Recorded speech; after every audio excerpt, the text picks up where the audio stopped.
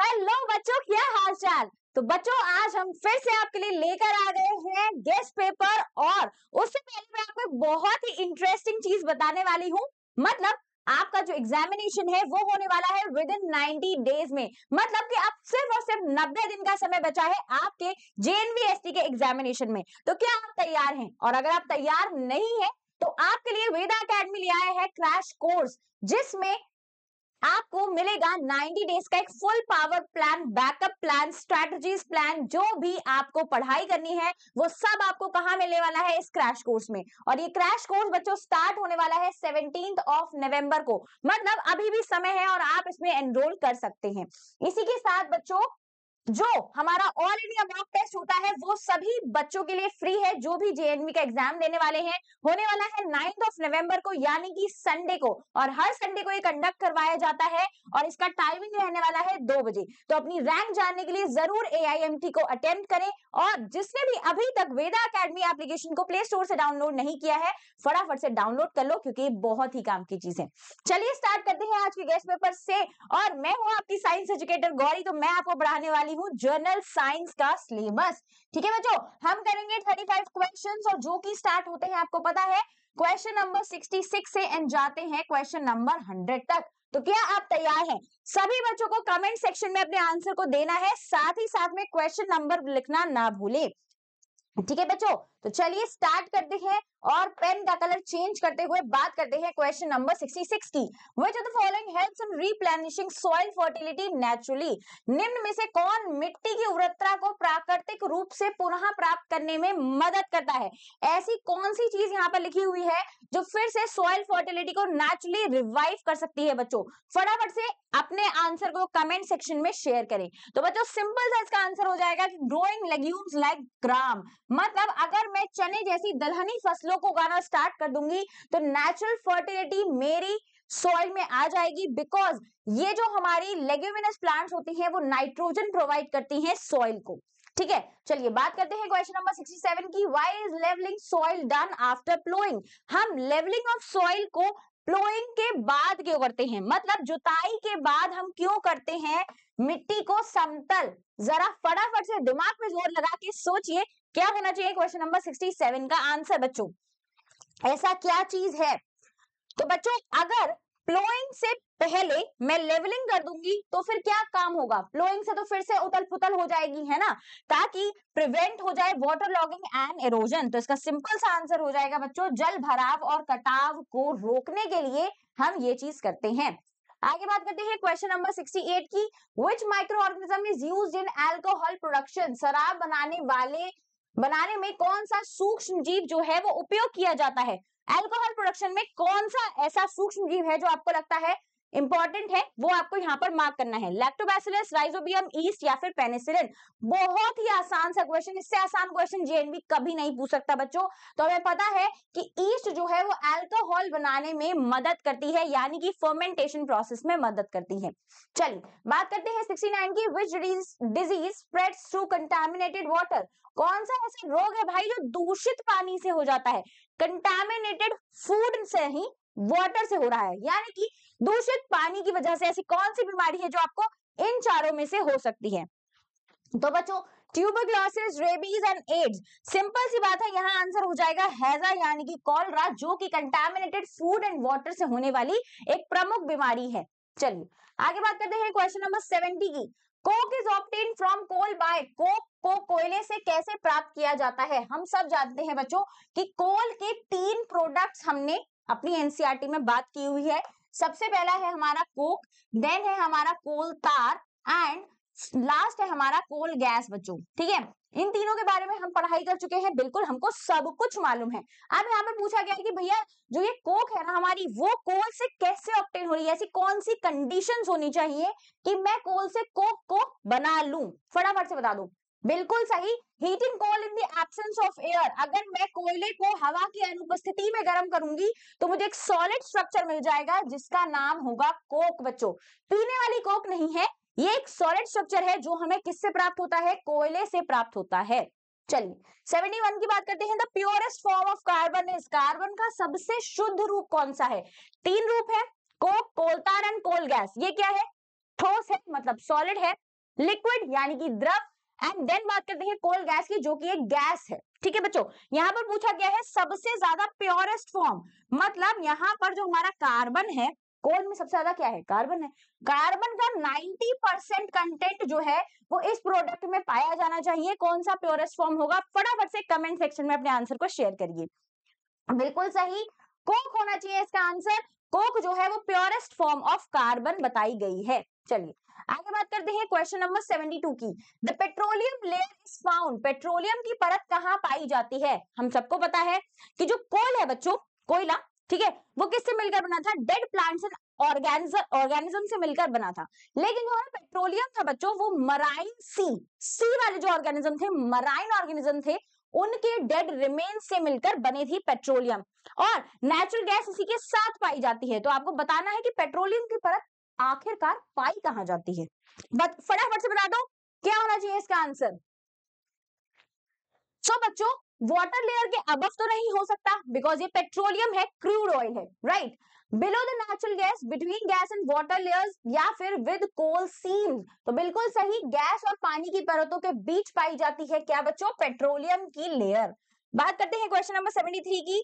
Ignition temperature of a substance is, किसी पदार्थ का प्रज्वलन तापमान क्या होता है। What is ignition temperature of any substance, what it is called. बिल्कुल सही, वो lowest temperature at which it start burning. कोई भी प्रोडक्ट अपने लोएस्ट टेम्परेचर पर जिस भी न्यूनतम तापमान पर जलना शुरू करता है वो होता है उसका प्रज्वलन तापमान। अगर मैं एग्जाम्पल की बात करती हूँ तो हम एक पेपर ले लेते हैं बच्चों, जो नॉर्मल पेपर है जिसपे आप लिखते हो। फॉर एग्जाम्पल 25 डिग्री सेल्सियस पर ये बर्न करना स्टार्ट करता है, तो 25 डिग्री सेल्सियस क्या हो गया, इसका प्रज्वलन तापमान हो गया। सिंपल आंसर हो जाएगा बच्चों इसका ए। ठीक है, आगे बात करते हैं क्वेश्चन नंबर 74 की। डिफॉरेस्टेशन लीड्स टू, वनों की कटाई से क्या होता है। अगर मैं पेड़ों को काटूंगी तो इन चारों में से क्या चीज है जो बेसिकली होगी। फटाफट से अपने आंसर को किसमें शेयर करना है, कमेंट सेक्शन में। तो बच्चों, इंक्रीज इन रेनफॉल नहीं होगा, इंक्रीज इन वाटर टेबल, पानी कैसे बढ़ जाएगा, अगर पानी कैसे बढ़ेगा अगर मैं वनों की कटाई कर रही हूँ। मोर बायोडायवर्सिटी, पॉसिबिलिटी ही नहीं है। तो अगर ये तीनों गलत है तो सिंपल सा आंसर हो जाएगा मिट्टी का कटाव, यानी कि मृदा अपरदन होने लगेगा ड्यू टू डिफॉरेस्टेशन, यानी कि वनों की कटाई की वजह से। क्या समझ में आ गया। चलिए आगे बात करते हैं क्वेश्चन नंबर 75 की। Project Tiger was launch to, Project Tiger शुरू क्यों किया गया था। कोई भी प्रोजेक्ट स्टार्ट करते हो, कोई भी इनिशिएटिव लेते हो, क्यों स्टार्ट किया जाता है, उसके पीछे का एम क्या होता है, यहाँ पर यही पूछा गया है प्रोजेक्ट टाइगर के बारे में। शुरू किया गया था किस वजह से, बिल्कुल सही, प्रोटेक्ट टाइगर्स फ्रॉम एक्सटिंक्शन, बाघों को विलुप्त होने से बचाने के लिए। गवर्नमेंट ने क्या देखा कि जो बाघों की संख्या है वो डे बाय डे कम होती चली जा रही है, दिन प्रतिदिन कम होती चली जा रही है। तो उन्होंने कौन सा प्रोजेक्ट लॉन्च किया था, प्रोजेक्ट टाइगर। और बच्चों आपको इसका डेट भी याद रखना है क्योंकि काफी बार जेएनवी इससे क्वेश्चन पूछता है। डेट है बच्चों इसका 1 अप्रैल 1973। ठीक है, तो ये क्वेश्चन भी आ सकता है। चलिए आगे बात करते हैं क्वेश्चन नंबर 76 की। Fertilisation in humans occurs in, मनुष्यों में निषेचन कहाँ होता है। निषेचन पूछा गया है, बच्चे का डेवलपमेंट नहीं, इसलिए क्वेश्चन में कंफ्यूज कोई भी नहीं होगा। फर्टिलाइजेशन का मतलब है जो हमारा मेल स्पर्म है यानी कि शुक्राणु है, और जो हमारा एग है यानी कि ओवम है, फीमेल से जो आता है बच्चे, ठीक है, वो दोनों मिलकर फ्यूज कहाँ करते हैं। सिर्फ फ्यूजन पूछा गया है, ये नहीं पूछा गया है कि जाइगोट कहाँ प्लेस हुआ, युग्मनज कहाँ प्लेस हुआ, कुछ नहीं पूछा गया है। सिर्फ पूछा गया है कि ये जो संलयन है इन दोनों का वो कौन सी जगह पर हुआ है, ओवरी, यूट्रस, ओविडक्स या फिर सर्विक्स। तो बिल्कुल सही जवाब है, क्या होना चाहिए, ओविडक्ट में होता है क्या, हमारा निषेचन, फ्यूजन, है ना, अंडवाहिनी में। इसको क्या बोलते हैं बच्चों, और इसको हम बोलते हैं फैलोपियन ट्यूब। ये भी लिखा हुआ आ सकता है, इसलिए आपको दोनों ही आंसर्स मालूम होने चाहिए। क्लियर है। चलिए आगे बात करते हैं क्वेश्चन नंबर 77 की। The embryo gets nutrition from the mother through, भ्रूण को मां से पोषण किस माध्यम से मिलता है। प्रेगनेंसी के टाइम पे जो हमारा फीटस होता है बच्चे, वो मम्मी के यूट्रस में प्रेजेंट होता है, राइट। अब मदर जो भी चीज खा रही है वो सब किसको मिल रहा है, बच्चे को मिल रहा है, जो उनके अंदर डेवलप कर रहा है। कौन सी ऐसी चीज होती है जिससे वो सारा न्यूट्रिशन फीटस तक जाता है, वो आपको यहाँ पर बताना है। यूट्रस की wall, umbilical cord, oviduct, placenta. गर्भाशय की दीवार, नाल से, अंडवाहिनी से या फिर प्लेसेंटा से। तो बिल्कुल सही जवाब क्या होना चाहिए इसका? प्लेसेंटा। बच्चों ये एक तरीके का ट्यूब होता है जो बच्चे की नाभि से जुड़ा हुआ होता है, ठीक है। नेवल जो होती है आप लोगों की, उससे जुड़ा हुआ होता है, जिससे सारा फूड, न्यूट्रिशन, वाटर किसको मिलता है? फीटस को मिलता है थ्रू द मदर। तो इसका आंसर हो जाएगा बच्चों प्लेसेंटा, डी। ठीक है, आगे बात करते हैं क्वेश्चन नंबर 78 की। द वॉइस बॉक्स और larynx becomes prominent in boys during. लड़कों में स्वर यंत्र किस अवस्था में प्रमुख हो जाता है बच्चे? आपने देखा होगा, आप सब अभी उसी स्टेज में चल रहे हो, किशोरावस्था की स्टेज में हो, अडोलोसेंस की स्टेज में हो। तो आप बता दीजिए जो आपका वॉइस बॉक्स है, मैं आपको एक डायग्राम बना के समझाती हूँ। ये होती है हमारी क्या, नेक का डायग्राम है ये, ठीक है। तो बॉयज में कुछ इस तरीके से स्ट्रक्चर जो है वो बाहर को निकला हुआ दिखाई देता है। कुछ कुछ बॉयज में होता होगा, कुछ कुछ बॉयज में थोड़े से टाइम पीरियड के बाद दिखाई देता है, बट दिखाई सब में देता है। तो ये चीज किस वजह से होती है ये पूछा जा रहा है। बिल्कुल सही, ये चीज होती है बच्चों अडोलोसेंस के टाइम में, यानी कि किशोरावस्था, ग्रोथ पीरियड जो है वो आपका उस टाइम पर होता है। 79 की बात कर लेते हैं। The main female reproductive hormone is. मुख्य महिला जनन हार्मोन कौन सा है? हमें पता है मेल का कौन सा होता है, टेस्टोस्टेरोन, ठीक है। फीमेल का रिप्रोडक्टिव हार्मोन कौन सा है बच्चों? फीमेल का रिप्रोडक्टिव हार्मोन है ईस्ट्रोजन, ठीक है। सिंपल सी बात है, आपको याद रखना है कि टेस्टोस्टेरोन किसके लिए होता है? मेल के लिए, एंड ये होता है बच्चे फीमेल के लिए। और यहां पर पूछा गया है फीमेल का, तो हमारा आंसर हो जाएगा सी, एस्ट्रोजन। क्लियर है? चलिए आगे बढ़ते हैं। The onset of puberty is triggered by। यौवन आरंभ की शुरुआत किस ग्रंथि द्वारा होती है भैया? एडोलेसेंस पढ़ लिया, प्यूबर्टी हिट कर रही है, फटाफट से बता दो ऐसा कौन सा हार्मोन है या फिर कौन सा ग्लैंड है जिसकी वजह से, ठीक है, क्या होगा? प्यूबर्टी का ऑनसेट होगा, प्यूबर्टी हिट करेगी। बिल्कुल सही, जो हमारी मास्टर ग्लैंड होती है बच्चों, ये दो तरीके के क्वेश्चन आ सकते हैं यहाँ से। अगर आपसे पूछा जाए कि मास्टर ग्लैंड कौन सी है, तो सिंपल आंसर हो जाएगा पिट्यूटरी ग्लैंड, और इसका आंसर भी क्या हो जाएगा? पिट्यूटरी ग्रंथि। क्लियर है? चलिए बात करते हैं 81 की। Which of the following is not a secondary sexual characteristics। निम्नलिखित में से कौन सा द्वितीयक लैंगिक लक्षण है ही नहीं? सेकेंडरी सेक्सुअल कैरेक्टरिस्टिक्स होते क्या है आज मतलब बेसिकली मतलब क्या है बच्चों इनका? सेकेंडरी सेक्सुअल कैरेक्टरिस्टिक्स क्या होते हैं? जो आपके एडोलेसेंस के टाइम पीरियड पर ग्रोथ आपको दिखाई देती है अपनी बॉडी में। फॉर एग्जांपल क्या हो सकता है? डीपनिंग ऑफ वॉइस, लड़कों में जो आवाज है वो भारी हो जाती है। सबने ही सुना होगा ना, पहले लड़कों की आवाज क्या होती है? स्टीप, एकदम पतली सी, फिर धीरे धीरे करके जैसे जैसे वो अपने शरीर के साथ बढ़ते चले जाते हैं, ब्रॉडनिंग ऑफ चेस्ट होता है, शोल्डर्स होते हैं, ये सब क्या है? बॉयज में सेकेंडरी सेक्सुअल कैरेक्टरिस्टिक्स है। ऐसे ही गर्ल्स की बात करती हूं तो ब्रेस्ट का डेवलपमेंट, ठीक है, broadening of the lower area of abdomen, ये सब क्या है बच्चे? ये सब फीमेल्स में होता है।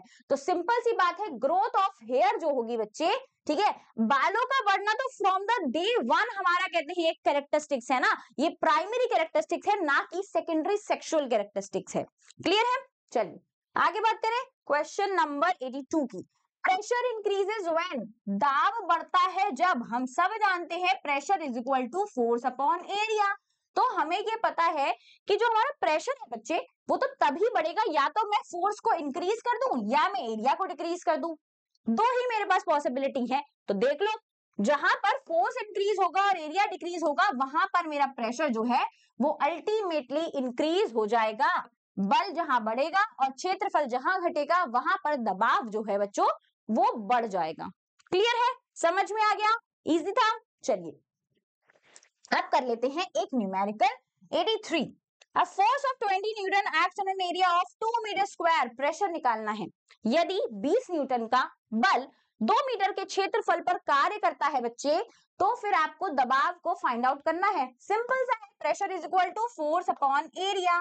फोर्स क्या दे रखा है? 20 न्यूटन, और 2 मीटर स्क्वायर दे रखा है हमारा क्षेत्रफल। काट दो, आंसर आ जाएगा आपका 10 पास्कल। तो सिंपल बी हो जाएगा इसका क्लियर कट आंसर। समझ में आ गया? किसी को कोई दिक्कत परेशानी? चलिए आगे बात करें question 84। When we press a balloon with our hand, it changes the shape. This shows that जब हम किसी गुब्बारे को हाथ से दबाते हैं तो उसका आकार बदल जाता है, क्यों? स्पॉन्ज वाली बॉल देखी होगी, येलो कलर की स्माइली वाली बॉल आती है, कुछ इस तरीके से होता है बच्चे, वो है ना। अब ये क्या है, ये किससे बनी होती है? स्पॉन्ज से बनी होती है। मैं हाथ से प्रेस करूंगी, दब जाएगी, है ना। अगर मैं ये जो हमारा स्टाइलिस है, जो हमारा पेन है, क्या मैं इसको दबाने की कोशिश करूंगी, तोड़ने की कोशिश करूंगी तो टूटेगा नहीं, बिकॉज ये तो सॉलिड है ना, ये स्पॉन्ज है। तो बच्चे कौन सी ऐसी चीज है जिससे ये हमारी स्पॉन्ज की बॉल दब जाती है? बिल्कुल सही, जो हमारा फोर्स है वो शेप को चेंज कर सकता है, बल जो है वो आकार बदल सकता है, डायरेक्शन ऑफ स्पीड बदल सकता है, सब चीजों को बदल सकता है। मैंने क्या लगाया? फोर्स लगाया और इस बॉल का शेप चेंज कर दिया। क्लियर? चलिए 85 की बात करते हैं। Which instrument is used to measure the atmospheric pressure? वायुमंडलीय दबाव मापने के लिए कौन सा यंत्र है बच्चों जो उपयोग में लाया जाता है? सिंपल से क्वेश्चन पूछा जा रहा है आपसे, एक इंस्ट्रूमेंट आपको बताना है जो वायुमंडलीय दबाव को मापता है, कौन सा होना चाहिए ये आंसर? बिल्कुल सही, बैरोमीटर जो है वो क्या करता है बच्चे? बैरोमीटर वायुमंडलीय दबाव को नापता है। तो बच्चों, क्या मैं आपसे एक सवाल पूछ सकती हूँ? बिल्कुल पूछ सकती हूँ मैम। तो बच्चों 90 दिन का समय, ठीक है, हम सब जानते हैं क्या बचा हुआ है, अब हमारे पास बचा हुआ है 90 डेज का टाइम। मतलब हमें एक जरूरत है पावर पैक कोर्स की, तो वेदा एकेडमी आपके लिए क्या ले आया है? क्रैश कोर्स का फीचर ले आया है, जो कि बच्चों किसके लिए होने वाला है? क्लास 9 की तैयारी करने वाले बच्चों के लिए होने वाला है, और इसमें आपको फ्री मिलने वाला है हमारा किट। तो बच्चों फटाफट से इसको एनरोल कर लो, और इस बात को बिल्कुल ध्यान रखना। देखो भैया, मैं तो फ्री की कोई भी चीज को छोड़ती नहीं हूं, और अगर आपको कोई ऐसी चीज मिल जाए जो आपको आपकी रैंक बता दे जेएनवी में, तो आपको भी उसको नहीं छोड़ना चाहिए। 9 नवंबर को होने वाला है बच्चों क्या? ऑल इंडिया मॉक टेस्ट, और वो भी होने वाला है दोपहर के 2 बजे। तो आपके पास भरपूर टाइम है, पूरे सिलेबस को आराम से पढ़ो, आराम से करो, साथ ही साथ में अपनी रैंक को चेक करो इस आगामी फ्री टेस्ट से बच्चों। इससे क्या होगा, आपको पता चलेगा कि जितने भी बच्चे जेएनवी की तैयारी कर रहे हैं, आप उनमें कहां स्टैंड कर रहे हो। क्या ये बहुत अच्छी बात नहीं है? अगर मुझे कोई भी एग्जाम देने से पहले एक ऐसा मॉक टेस्ट मिल जाए जिसमें मुझे अपनी रैंक पता चल जाए, तो क्या मैं अपनी तैयारी को और बूस्ट नहीं कर सकता, या कर सकती हूँ? कमेंट सेक्शन में जरूर बताना कि कौन कौन इस बार का AIMT परफॉर्म करने वाला है। और अभी तक जिसने भी वेदा एकेडमी एप्लीकेशन को डाउनलोड नहीं किया है, ये रहा QR कोड, फटाफट से डाउनलोड कर लो, क्योंकि जो हमारे टॉप 3 रैंकर्स होने वाले हैं, मतलब 1, 2 एंड 3, उनको मिलने वाले हैं 10 सेट ऑफ मॉडल पेपर्स। मतलब ऑनलाइन तैयारी, साथ ही साथ में फिजिकल हार्ड कॉपी से भी आप तैयारी को कर सकते हैं। चलिए आगे बढ़ते हैं बच्चे, और आगे बात करते हैं अपने चैप्टर्स की, जो अपने क्वेश्चन की, जो है question number 86। Which type of friction is the highest?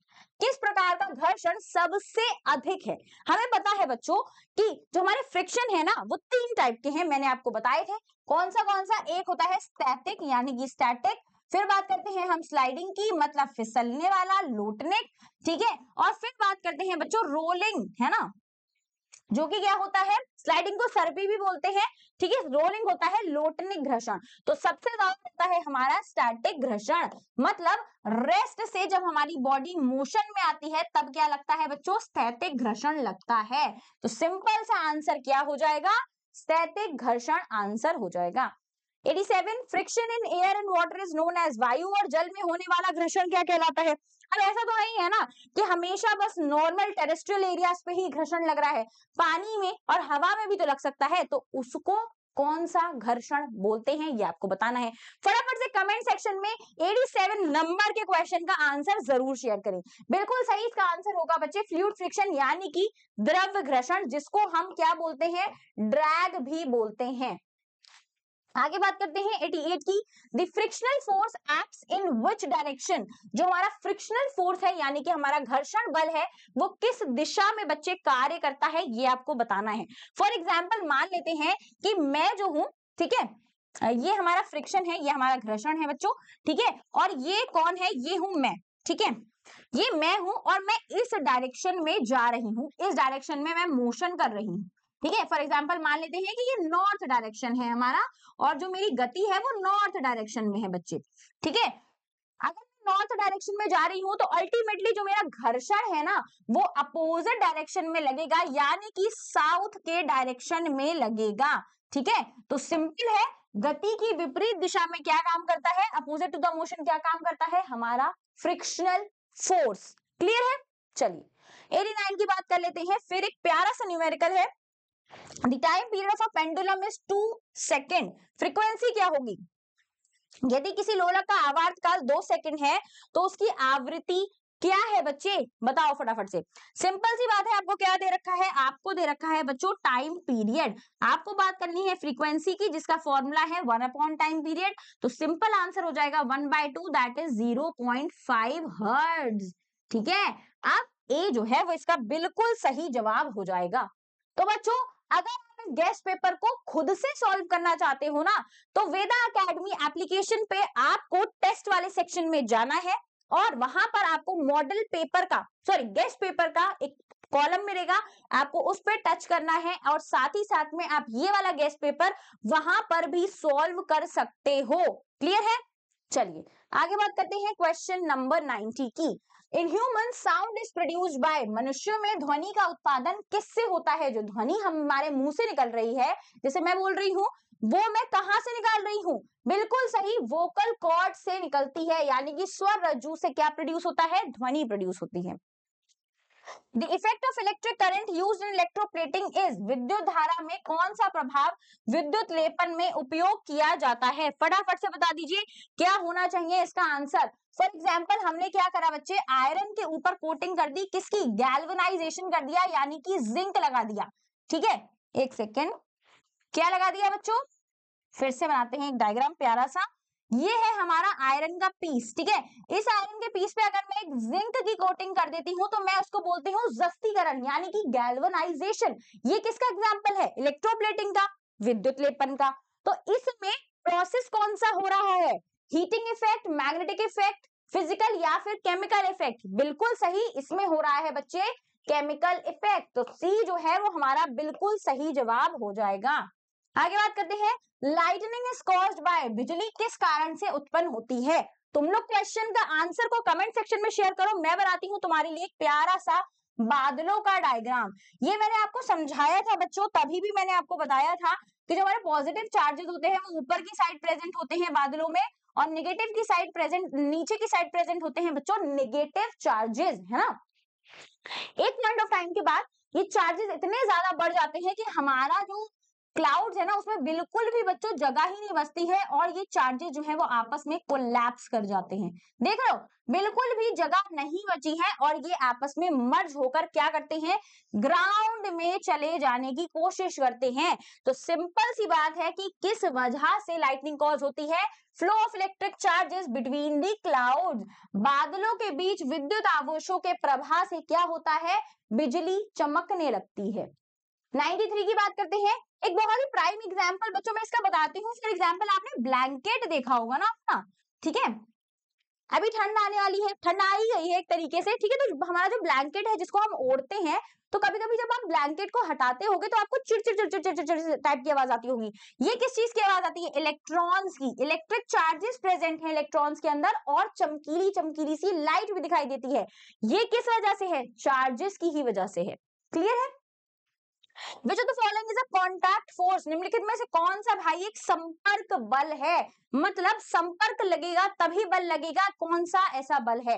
Magnetic force दूर से भी लग सकता है, इलेक्ट्रोस्टैटिक भी और ग्रेविटेशनल भी, यानी कि जो हमारा फ्रिक्शनल फोर्स है, घर्षण बल है, वो हो जाएगा एक कॉन्टैक्ट फोर्स बच्चों। ठीक है, आगे बात करते हैं 94 की। The shaking of earth surface is called, पृथ्वी की सतह का हिलना क्या कहते हैं। तो बच्चों जो हमारी टेक्टोनिक प्लेट्स होती हैं ये हमको पता है, ठीक है, इस टाइप से क्या होती हैं, ये होती हैं हमारी टेक्टोनिक प्लेट्स। ये क्या करती हैं, ये जब हिलती हैं बच्चे तो क्या आता है, बिल्कुल सही आता है भूकंप, earthquake. The force of 100 Newton acts on an area of 0.5 meter square. What is the pressure? Simple सा find out करना है, force is equal to pressure is equal to force upon area. ठीक है, तो इसका आंसर क्या हो जाएगा बच्चे, इसका आंसर हो जाएगा, फोर्स लिखा गया है 100 और आंसर हमारा जो एरिया है वो दे रखा है 0.5, कौन कौन इसको सॉल्व कर लेगा? बहुत आसान है, आपको पॉइंट को रिमूव करना है, एक जीरो बढ़ाना है। 5 2 10 एंड 0 0, तो हमारा प्रेशर हो गया बच्चे 200 पास्कल। अब जहां पर भी 200 पास्कल दिखाई दे रहा है, सिंपल सी बात है, आंसर को मार्क कर दो बस। क्या करना था? टफ था? नहीं था ना? तो चलिए आगे बात करते हैं। Why do tires have grooves on their surface? आप सबने क्या देखा होगा बच्चे? टायर देखे होंगे, एमआरएफ के टायर्स आते हैं, ठीक है? तो कुछ इस तरीके से जो स्ट्रक्चर है ना, उनके बीच में बना हुआ होता है। क्या इस तरीके से टायर्स नहीं होते? तो ये क्या है? ये है बच्चों इनके ग्रूव्स, यानी कि खांचे बने हुए हैं। क्यों क्यों बने हैं खांचे?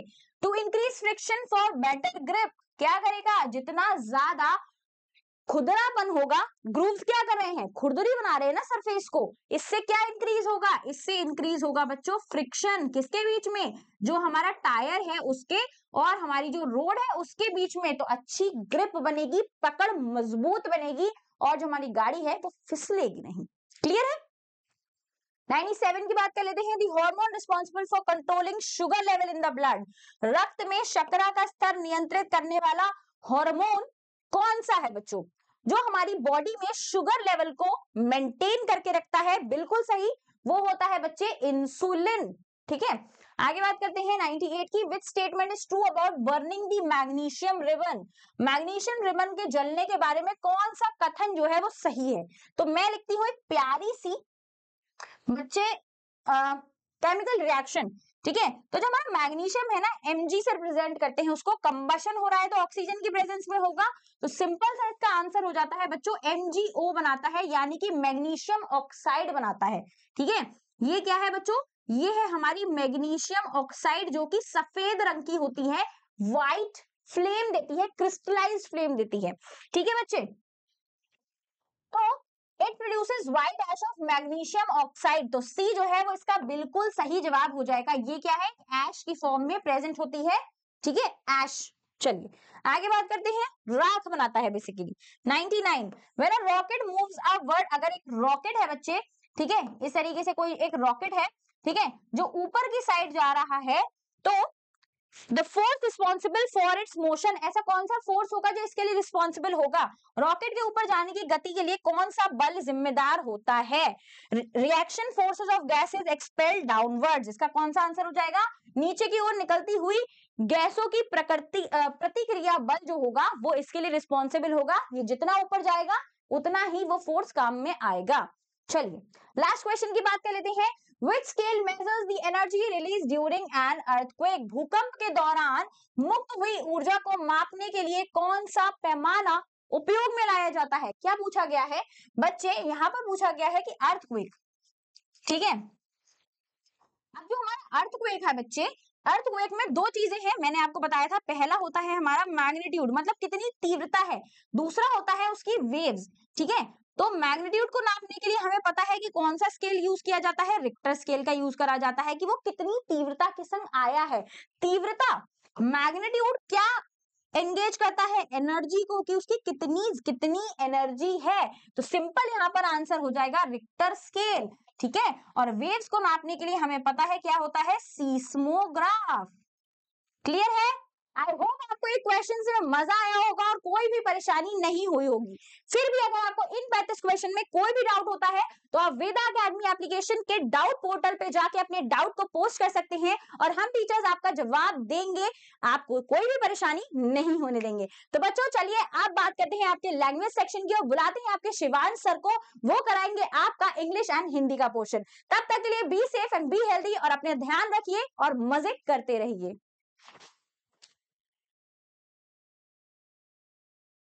हेलो तो मेरी बच्चों पार्टी, क्या हाल चाल? आई होप बढ़िया, स्वस्थ और मस्त। तो मेरा नाम है शिवांश और हम स्टार्ट करेंगे अपना लैंग्वेज पोर्शन को। साइंस आपका कंप्लीट हो गया है, ठीक है, तो पोर्शन स्टार्ट होगा हिंदी और इंग्लिश का इस सेशन में। ठीक है, चलो सर, यहां तक क्लियर है? बहुत बढ़िया, आगे की बातों को करते हैं बिना देरी किए। ठीक है, ओके। तो सबसे पहले बात आती है हमारे उस क्रैश कोर्स की जो बहुत ही खास होने वाला है, जो 17 नवंबर से स्टार्ट होगा। 2499 इसका रीजनेबल प्राइस है, क्योंकि यार इसमें इतनी बढ़िया किट आपको मिलने वाली है ना कि आपको इस कोर्स को खरीदने के बाद ना एक पेन भी नहीं खरीदना पड़ेगा। समझ रहे हो? एक पेन भी है उसमें मतलब एक क्या 5-5 पेन का सेट आपको मिल रहा है कि किसी चीज की कमी नहीं होनी चाहिए, बस किट आपके घर आएगी और तैयारी शुरू। ठीक है, तो इसको बिना देरी के जरूर परचेस कर लेना। ये सारी टीचर्स हैं हमारे साथ जो आपको इस क्रैश कोर्स में बेहतर तरीके से पढ़ाने वाले हैं, आपके जेएनवी क्रैक होने के चांसेस को बढ़ाने वाले हैं, है ना। बहुत बढ़िया। और ये है संडे का हमारा शेड्यूल, कौन सा, AIMT का। तो तैयार रहना 9 नवंबर को दोपहर 2 बजे। ठीक है, हिंदी से स्टार्ट करते हैं यार। हिंदी का पहला पैसेज के क्वेश्चन आपको बहुत ध्यान से करने होते हैं। फिलहाल ये पैसेज है हमारा आतंकवादी संगठन से रिलेटेड, ठीक है, जिसमें युवाओं की गरीबी और बेरोजगारी का लाभ उठाकर ही उन्हें आतंकवाद के गहरे कुएं में ढकेल दिया जाता है। ठीक है, क्योंकि जब हम लोग पढ़े लिखे नहीं होते, जब हमारे पास कोई काम धंधा नहीं होता, तो हमें बस पैसा किसी तरीके से कमाना होता है और फिर हम इन गलत चीजों में पड़ जाते हैं। तो इसीलिए कहा जाता है कि पढ़ो लिखो और काबिल बनो, क्योंकि काबिल नहीं बनोगे तो फिर आतंकवादी ही बनोगे। ठीक है, देश के लिए कुछ कर तो नहीं पाए, लेकिन देश को खराब करने में कोई कसर नहीं छोड़ोगे। तो इसलिए कहा जाता है कि मन लगाकर पढ़ो ताकि आपके बौद्धिक वो उस लेवल पर विकास हो पाए, सो दैट आप समझ पाओ कि क्या सही है और क्या गलत। एजुकेशन सिर्फ ये नहीं करती कि आपको डिग्री दे दी, आपको मार्कशीट दे दी, नहीं। एजुकेशन उस चीज का नाम है जो आपको सिखाती है सही और बीच के का एक फर्क, क्या सही है और क्या गलत है, समझ रहे हो। तो ये चीज के लिए पढ़ाई लिखाई बड़ी जरूरी है बच्चों। उम्मीद करता हूं आज के बाद चीजें और बेहतर हो जाएंगी आपकी स्टडी में, इस बात को अगर आप मेरी ध्यान रखोगे। ओके, तो पहला क्वेश्चन हमसे पूछ रहा है कि आतंकवाद के संदर्भ में सबसे बुरी बात क्या है। सबसे बुरी बात है यार कि सभी को पता होता है, सॉरी, कोई नहीं जानता कि आतंकवादी का अगला निशाना कौन होगा। कोई नहीं जानता कि आतंकवादी का अगला निशाना कौन होगा। ये रहा, ठीक है। अच्छा, आज आतंकवाद ने लोगों के जीवन को क्या कर दिया है यार, असुरक्षित कर दिया है सर, असुरक्षित। ठीक है, डन। अच्छा, अशुद्ध वर्तनी वाले शब्द बताओ। अंतरराष्ट्रीय, इंटरपोल, द्विपक्षीय, सम्मेलन। सम्मेलन गलत लिखा, सम्मेलन लिखा जाता है ऐसे,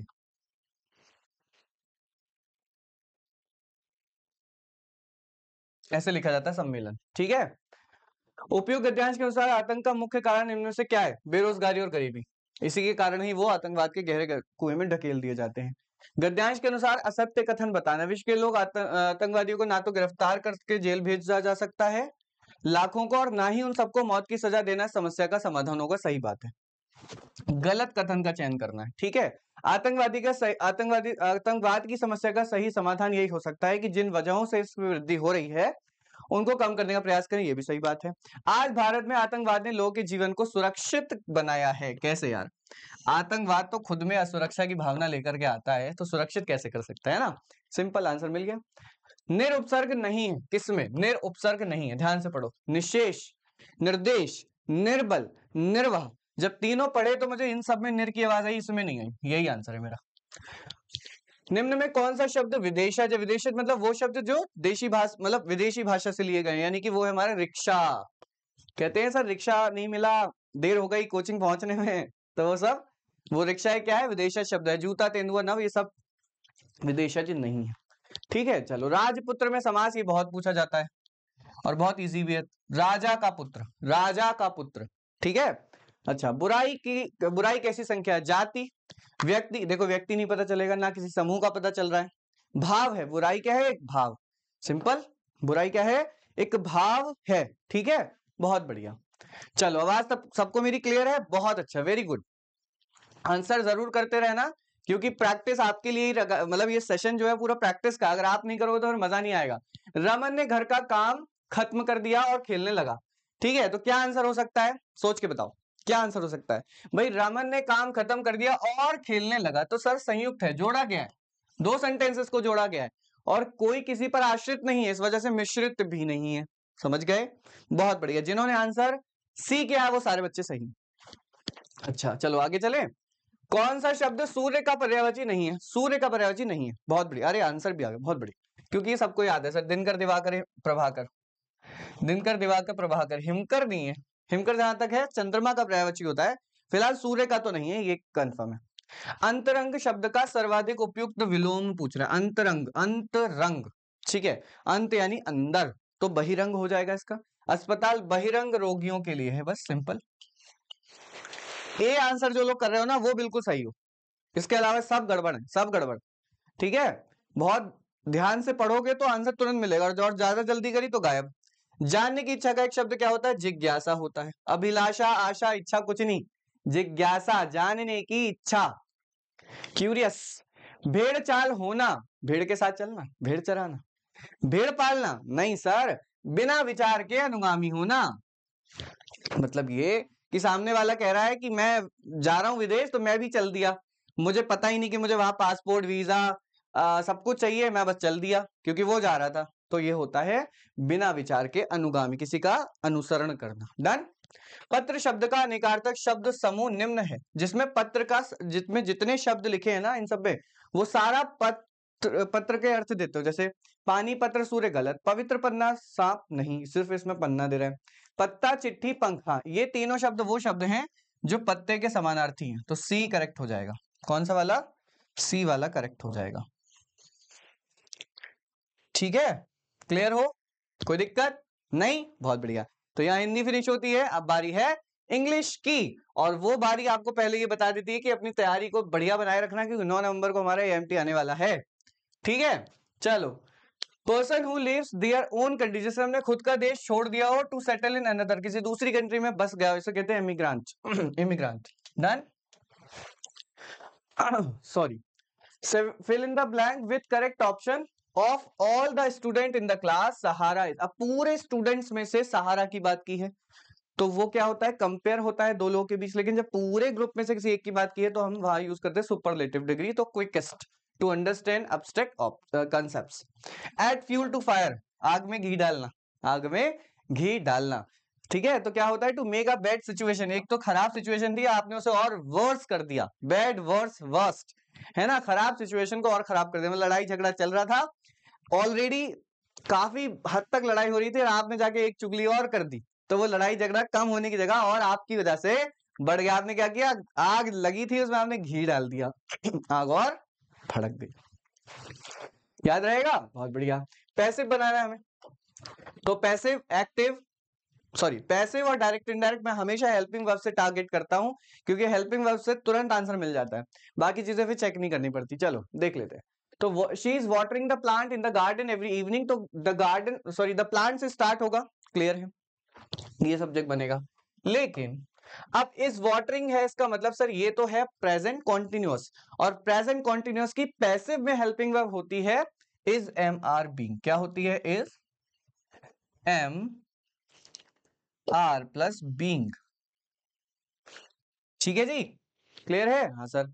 तो अब ढूंढ लो कहां पर है। आर वाटर्ड गलत, आर बीइंग यही वाला सही है। अब एक बार पढ़ के देख लेते हैं, है ना, रिस्क नहीं लेंगे। The plants are being watered by her, she की जगह हो गया हर, क्योंकि ऑब्जेक्टिव केस में आ गया in the garden every evening. Done, clear, बहुत बढ़िया। आगे समझते हैं 20th question. Choose the correct option and fill in the blanks. तो यहां पर पढ़ लो एक बार। The teachers reminded the student to submit their assignment Friday evening. कौन सी इवनिंग?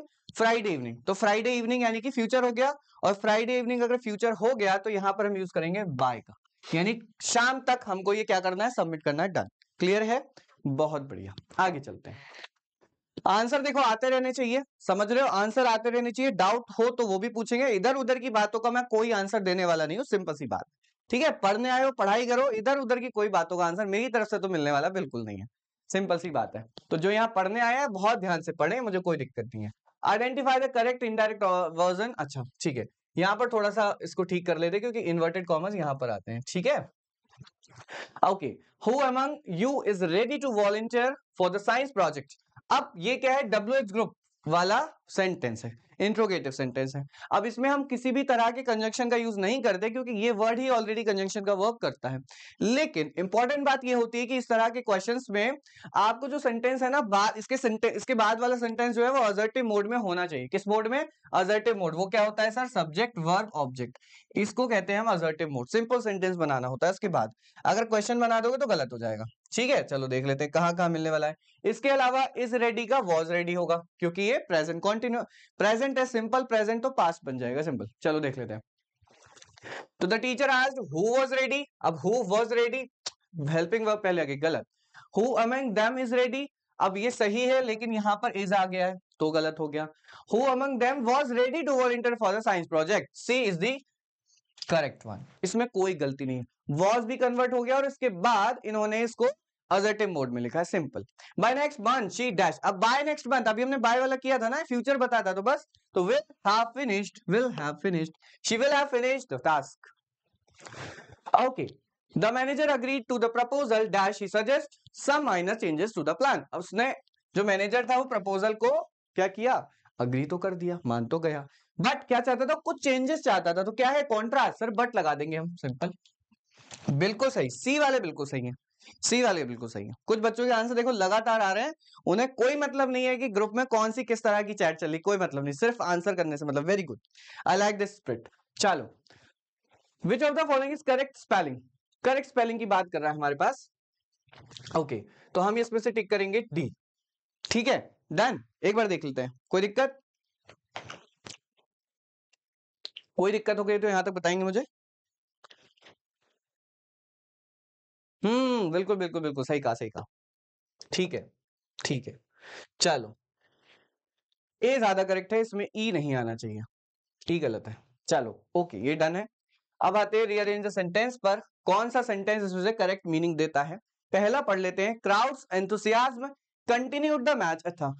अच्छा ठीक है, क्राउड्स एंथुसियाज्म, ठीक है, continued the match despite heavy rain without a single interruption. वाह, बिल्कुल सही सेंटेंस, एक सही सेंस भी दे रहा है, ठीक है, done. Heavy rains match was continued, गलत। Heavy enthusiasm despite the match was interrupted, नहीं, गलत सेंस दे दिया इसने। A single interruption was due to the, due to the तो था ही नहीं, अच्छा था लेकिन गलत जगह वो मैच कर रहा है। चलो ठीक है, तो ए ही सही है भाई हमारा सर। इतना बढ़िया पैसेज है और इतना बड़ा पैसेज है, लेकिन आपको क्या करना है, सिर्फ 2 ही लाइनें पढ़नी है और आंसर करना है, क्योंकि एक ही क्वेश्चन है। देखो यहां से पढ़ लेते हैं। अ यंग विमेन, मतलब एक एल्डरली मैन था, तो वो स्ट्रगल कर रहा था, उसको जो स्ट्रीट थी ना वो क्रॉस करनी थी, क्या करनी थी, क्रॉस करनी थी। अ यंग विमेन नोटिस, एक यंग विमेन ने नोटिस किया and offered her arm to guide him across safely, ठीक है। एज दे वॉक, जैसे वो चले, शी शेयर्ड हर अम्ब्रेला, तो उसने क्या करा, अपना अम्ब्रेला शेयर किया, किस बात के लिए, शील्ड हिम, उसको सुरक्षित करने के लिए, तो to shield him, infinitive use हो जाएगा, टू शील्ड हिम, सिंपल, ठीक है। रीड द पैराग्राफ, 27 28 के आंसर हमें करने हैं, ठीक है। नॉर्थ साउथ कोरिया, यानी कि ये कोरिया वॉर की बात हुई है, 50 से 53 के बीच में हुए थे। फिलहाल पूछ रहा है यहाँ पर कौन सा पैरेलल चल रहा था, which parallel divides north and south Korea, कौन सा पैरेलल, 38 आई थिंक, हाँ 38 पैरेलल, ठीक है, बिल्कुल ठीक है। चलो, who supported south Korea during the Korean war में साउथ कोरिया को सपोर्ट जिसने किया है ना, who supported, तो supported by North Korea, supported by China, Soviet Union, and South Korea supported by United States and United Nation members, तो United States and United Nation member, क्योंकि south Korea पूछ रहा था, ठीक है। अच्छा, सिनोनिम एंटोनिम, यानी कि हमारी वोकैब स्टार्ट हो गई यहाँ पर, ठीक है। ओके, स्टेलमेट को हम सिनोनिम है हमारे पास ड्रॉ, स्टेलमेट ड्रॉ, ठीक है। और इंटेंस, लास्ट क्वेश्चन है, आंसर दे देंगे। इंटेंस बहुत इजी वर्ड है, हर कोई यूज करता है। इंटेंस का मतलब बताओ, इंटेंस फीलिंग के साथ ज्यादातर यूज करते हैं, इंटेंस फीलिंग, ठीक है, बताओ। हाँ ओके गुड, ठीक, वीक हो जाएगा, क्योंकि एंटोनिम माने उल्टा, एंटोनिम माने उल्टा। तो यहां पर फिनिश होता है हमारा लैंग्वेज का पोर्शन। तो मुझे उम्मीद है कोई डाउट नहीं बचा होगा, अगर बचता है तो कमेंट कीजिए, मैं रिप्लाई जरूर करूंगा, ठीक है। कोई डाउट हो तो जरूर शेयर कीजिएगा। तो अब वक्त है आपके पापा गैंग वाले सर को बुलाने का, यानी कि मैथमेटिक्स की हम बात करने वाले हैं, ठीक है। तो अब आप करोगे मैथमेटिक्स, तो कॉपी पेन निकाल कर बैठो, जब तक बुलाते हैं आपके उमेश सर को, ठीक है। चलो, ओके ओके ओके ओके, तो आप लोगों ने, सभी लोगों ने लैंग्वेज पढ़ ली, साइंस पढ़ ली। अब चलते हैं मैथ्स के सेक्शन की, और मैथ्स करेंगे बिल्कुल दमदार तरीके से, जैसे हमेशा हम करते आए हैं, करते हैं और करते रहेंगे, ठीक है। आइए मैथ्स की ओर आगे बढ़ते हैं। तो आप लोगों को पता है कि भैया एक क्रैश कोर्स है हमारा, जो जल्द ही शुरुआत होने वाला है, मात्र 2499 रुपीज में है, बिल्कुल 2500 रुपए कह सकते हैं आप इसको, 1 रुपए का दान है है ना। तो 2500 रुपए में, पहले ये 3500 को जाता था, आप लोगों के लिए डिस्काउंट है, सीधा सीधा 1000 रुपए का ऑफ है, सीधा ऑफ है, ठीक है। तो क्लास 9 वालों तैयार हो जाओ इसके लिए बिल्कुल बढ़िया से।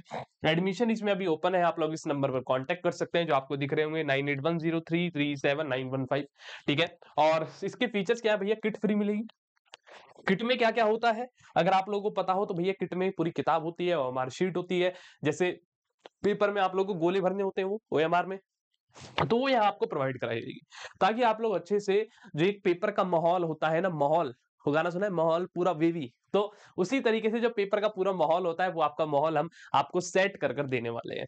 ठीक है, और क्या क्या भैया इसमें लाइव क्लासेस हैं, रिकॉर्डेड क्लासेस हैं, mock test that is very important, premium notes ये इंपॉर्टेंट है, chapter wise test and AMT. देखिए एएमटी में आपको फिर बता दूं भाई, एएमटी हमारा होने वाला है 9 नवंबर को दोपहर 2 बजे, दोपहर के 2 बजे, तो सबको जगना है, सोना नहीं है। कहीं सोचो रात के 2 बजे आ जाओ, दोपहर के 2 बजे होता है ना कि ठंड में यार नींद आने लग जाती है, आलस आने लग जाता है, दोपहर के 2 बजे सब कंबल वंबल ओढ़कर चादर वादर ओढ़कर सो जाते हैं, है ना। तो सोना नहीं है यार, देखो आपको अपने टाइम को यूटिलाइज करना है संडे का, ठीक है। अगर जो सही यूटिलाइज कर गया, यूटिलाइज का मतलब है सही से अपने समय का उपयोग कर गया ना भाई, वो जीत जाएगा जेएनवी में, बता रहा हूँ।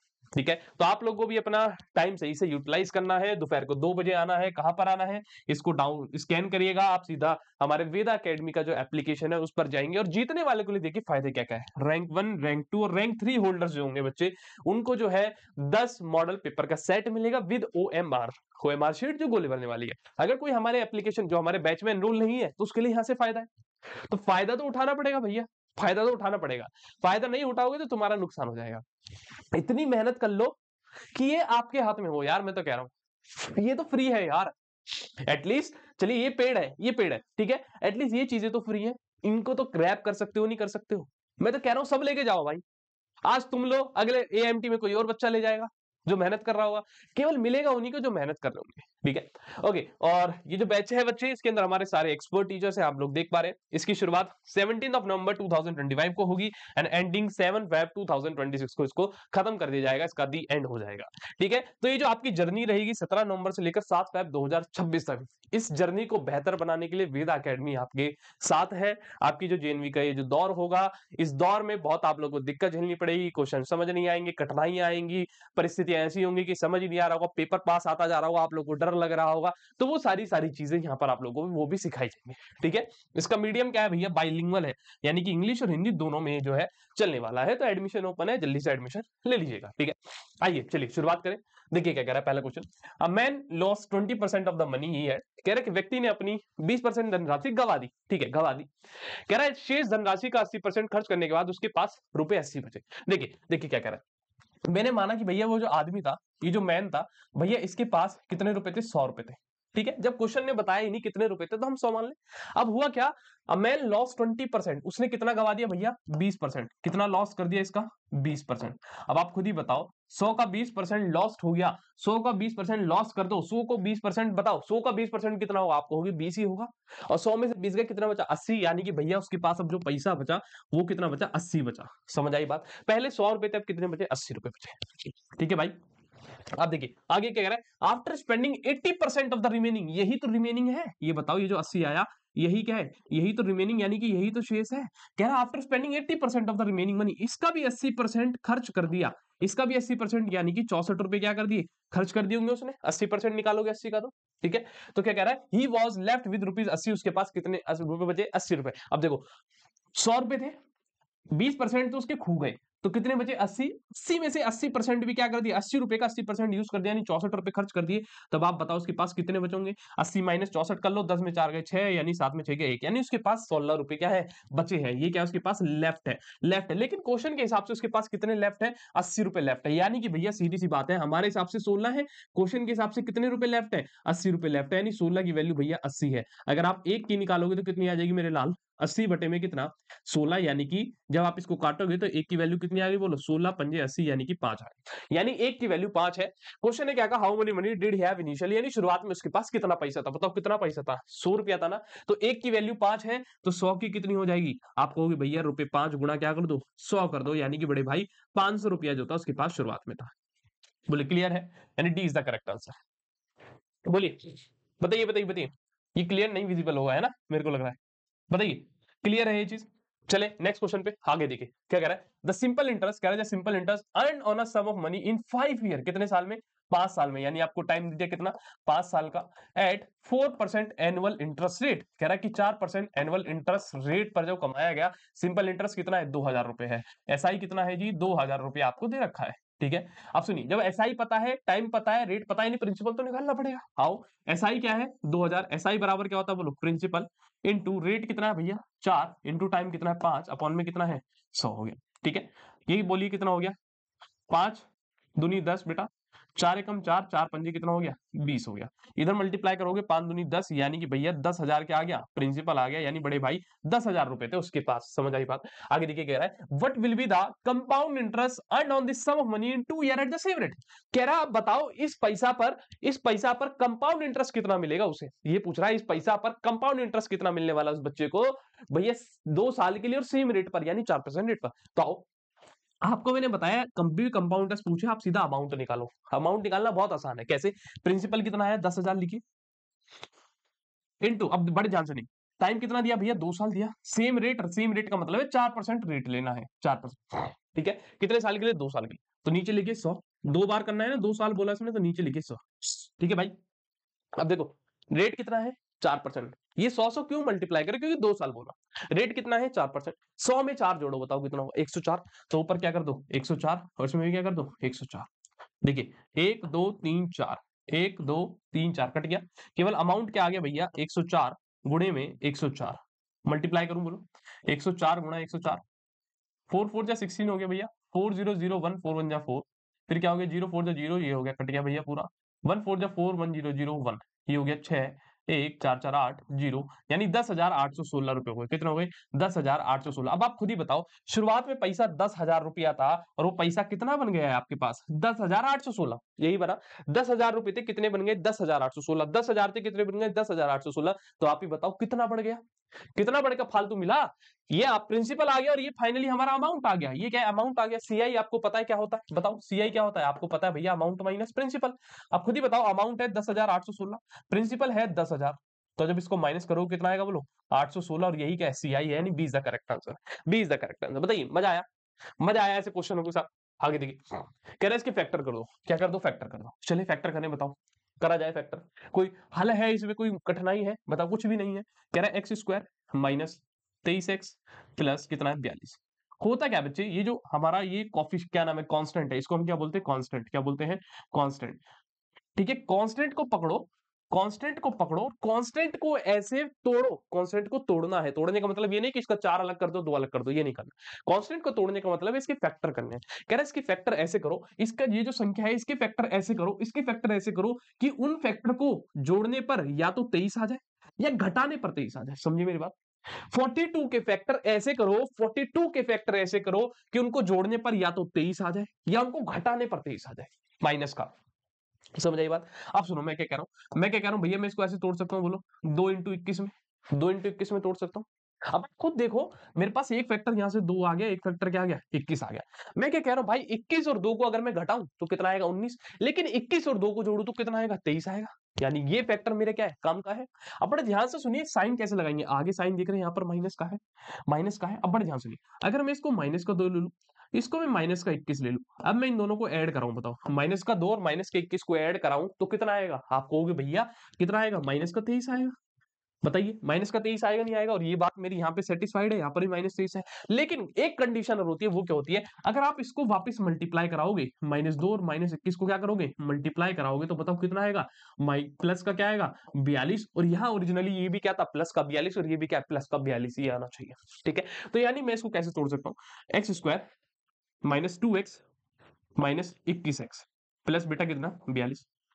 अब इन दोनों को पकड़िए और इन दोनों को पकड़िए, यहाँ से x कॉमन निकाल लीजिए, यहाँ क्या बचेगा बेटा x -2, यहाँ से देखिए 21 और 42 में क्या कॉमन है 21, यहाँ से 21 कॉमन निकालोगे तो ब्रैकेट में क्या बच गया x -2, और यहाँ से हो गया x -2, और ये क्या हो गया बोलिए x -21, यही क्या है उत्तर आ गया। बोले क्लियर है, x -2 और कितना है x -21, यानी कि C is the correct answer, C is the correct answer. बोलिए क्लियर है, चलिए आगे बढ़े। बताइए आगे देखिए कह रहा है if p q equals to 1/4, तो कह रहा है इसकी वैल्यू फाइंड कर दीजिए। इसकी वैल्यू बहुत ही आसान काम है, देखिए p की वैल्यू 1 दी है, q की वैल्यू 4 दी है, p की वैल्यू 1 रखो, कितना हो गया 1 का स्क्वायर, q की कितनी है ये हो गया 1 का स्क्वायर प्लस 4 का स्क्वायर, 1 का स्क्वायर कितना होता है 1, 4 का स्क्वायर 16, 1 प्लस नीचे कितना हो गया बेटा 16, और ये कितना हो गया बोलिए -15, और 16 और 1 कितना होता है 17 होता है, यानी कि -15/17, ये मेरा उत्तर हो जाएगा, B is the correct answer, B is the correct answer. बोले क्लियर है। आगे देखिए कह रहा फाइंड, वेरी इंपॉर्टेंट, इसके ऊपर लिखिए पापा। देखिए ये क्वेश्चन क्यों जरूरी है, बड़े ध्यान समझिएगा। अगर उसने दिया है find under root 12 plus under root 12 plus under root 12, ऐसा क्वेश्चन है, ऐसा क्वेश्चन है बेटा। जब भी ऐसा क्वेश्चन है, पहली चीज तो आप देखना, ये डॉट डॉट डॉट ये आगे तक बढ़ रहा है, ये कहना चाह रहा है यहाँ 12 यहाँ भी 12 यहाँ 12, सारी संख्या सेम देगा, हमेशा हमेशा सेम देगा। अब आपको क्या करना है, ये जो 12 है ना, ये जो 12 है, ये जो 12 है, इसको तोड़ना है। क्या करना है बेटा? तोड़ना है। क्या करना है? तोड़ना है। तोड़ना है किसमें? तोड़ना है इन फैक्टर्स। किसमें तोड़ना है? इसके फैक्टर्स में। और फैक्टर्स कैसे होने चाहिए? फैक्टर्स कैसे होने चाहिए? कॉन्जिक्यूटिव। कैसे होने चाहिए? कॉन्जिक्यूटिव। बड़े ध्यान से समझो, कॉन्जिक्यूटिव का मतलब क्या होता है भैया? लगातार जो है, जो लगातार आए। जैसे अगर मैं बात करूं आपसे 20, अगर मैं कहूं 20 को ऐसे फैक्टर में तोड़ो कि वो लगातार आए, तो आप क्या कहोगे भैया? आप क्या कहोगे भैया? 4 गुना 5 तोड़ दो। देखो 4 के बाद तुरंत क्या आता है? 5 ही तो आता है। तोड़ दिया, बताओ ऐसे टूटेगा। ऐसे मेरे पास क्या है? 12 12 है। बताओ 12 को कैसे तोड़ूं? आप कहोगे 3 गुना 4 में तोड़ दो। 3 और किसमें तोड़ दिया? 4 में तोड़ दिया। यही टूटेगा, बताओ। 3 गुना 4 में ही तोड़ सकता हूं मैं 12 को। अब इसमें बड़ा फैक्टर क्या है, बस ये बता दो मुझे। बड़ा कौन सा है? 4 बड़ा है ना, 4 बड़ा है ना। कौन सा है बड़ा फैक्टर? 4 है ना, तो यही उत्तर हो जाएगा 4। समझ आई बात? अगर ये क्वेश्चन ऐसा बना होता, देखो under root 42 plus under root 42 plus under root 42 plus ऐसे ही कहता, बताइए एक्स की वैल्यू बताइए। कहता आपसे कि क्या कहता है, इसको सॉल्व करके बता दो, एक्स की वैल्यू बता दो। तो आपको कुछ नहीं करना, देखिए 42 है, 42 को तोड़ो लगातार फैक्टर में। आप कहोगे भैया 6 इंटू 7 तोड़ लो, और बड़ा क्या है इसमें? 7 बड़ा है, तो एक्स की वैल्यू कितनी आ गई? बोलिए 7 आ गई, खत्म कहानी। बोले क्लियर है? बोलिए ना, तुमसे हमारा क्लियर नाता है। चले आगे बढ़े। अब देखिए कह रहा है find the number of digit in the square root of A. कह रहा है अगर आप इसका स्क्वायर रूट करोगे, किसका? 9 7 3 5 7 6 8 9, तो कह रहा बताइए कितनी संख्या है। कहने का मतलब क्या बेटा? कहने का मतलब क्या? देखो जैसे 121 है, अंडर रूट 121 है, इसकी जब आप वैल्यू निकालते हो तो कितनी आती है? 11। तो यहाँ पर कितनी डिजिट है? 2 डिजिट है। यहाँ कितनी डिजिट है ये बताओ? 2 डिजिट है, 2 डिजिट है। अब एक बात बताओ, यहाँ कितनी डिजिट है? 3 डिजिट है, 3 डिजिट है। अगर मैं बात कहूं आपसे, अगर मैं आपसे बात कहूं, बोलो किसकी बोलूं? Under root 484, under root 484। इसको छोड़ो, कोई और सी संख्या लेते हैं, जैसे मान लो अंडर रूट क्या लूं? बोलो 25 ले लूं। अब बताओ इसका आंसर कितना आएगा? 5 आया। यानी आपने क्या देखा भैया? अब यहाँ पर 2 डिजिट है, यहाँ पर 2 डिजिट है, तो जो इसका अंडर रूट की वैल्यू आ रही है उसमें कितनी डिजिट आ रही है? 1 डिजिट आ रही है, 1 डिजिट आ रही है। ये समझ आया? अब देखो मैं क्या कहना चाह रहा हूँ, सुनो मेरे ध्यान से बात। अगर अगर यहाँ पर जो संख्या है उसके पास डिजिट जो है ऑड है, क्या है? डिजिट जो है ऑड है। डिजिट क्या है? ऑड है। यानी कि जैसे 3 डिजिट थी, क्या थी? 3 डिजिट थी, 3 डिजिट थी। और अगर ये पूछ रहा है उसके स्क्वायर रूट में कितनी डिजिट आएंगी, उसका जो स्क्वायर रूट निकल कर आएगा उसमें कितनी डिजिट आएगी, यानी इसमें कितनी आएगी, तो कुछ नहीं करते, संख्या गिनो कितनी, 1 2 3, 3 प्लस 1 कर दो, और बटे में क्या कर दो? 2। 3 और 1 कितना होता है बेटा? 4।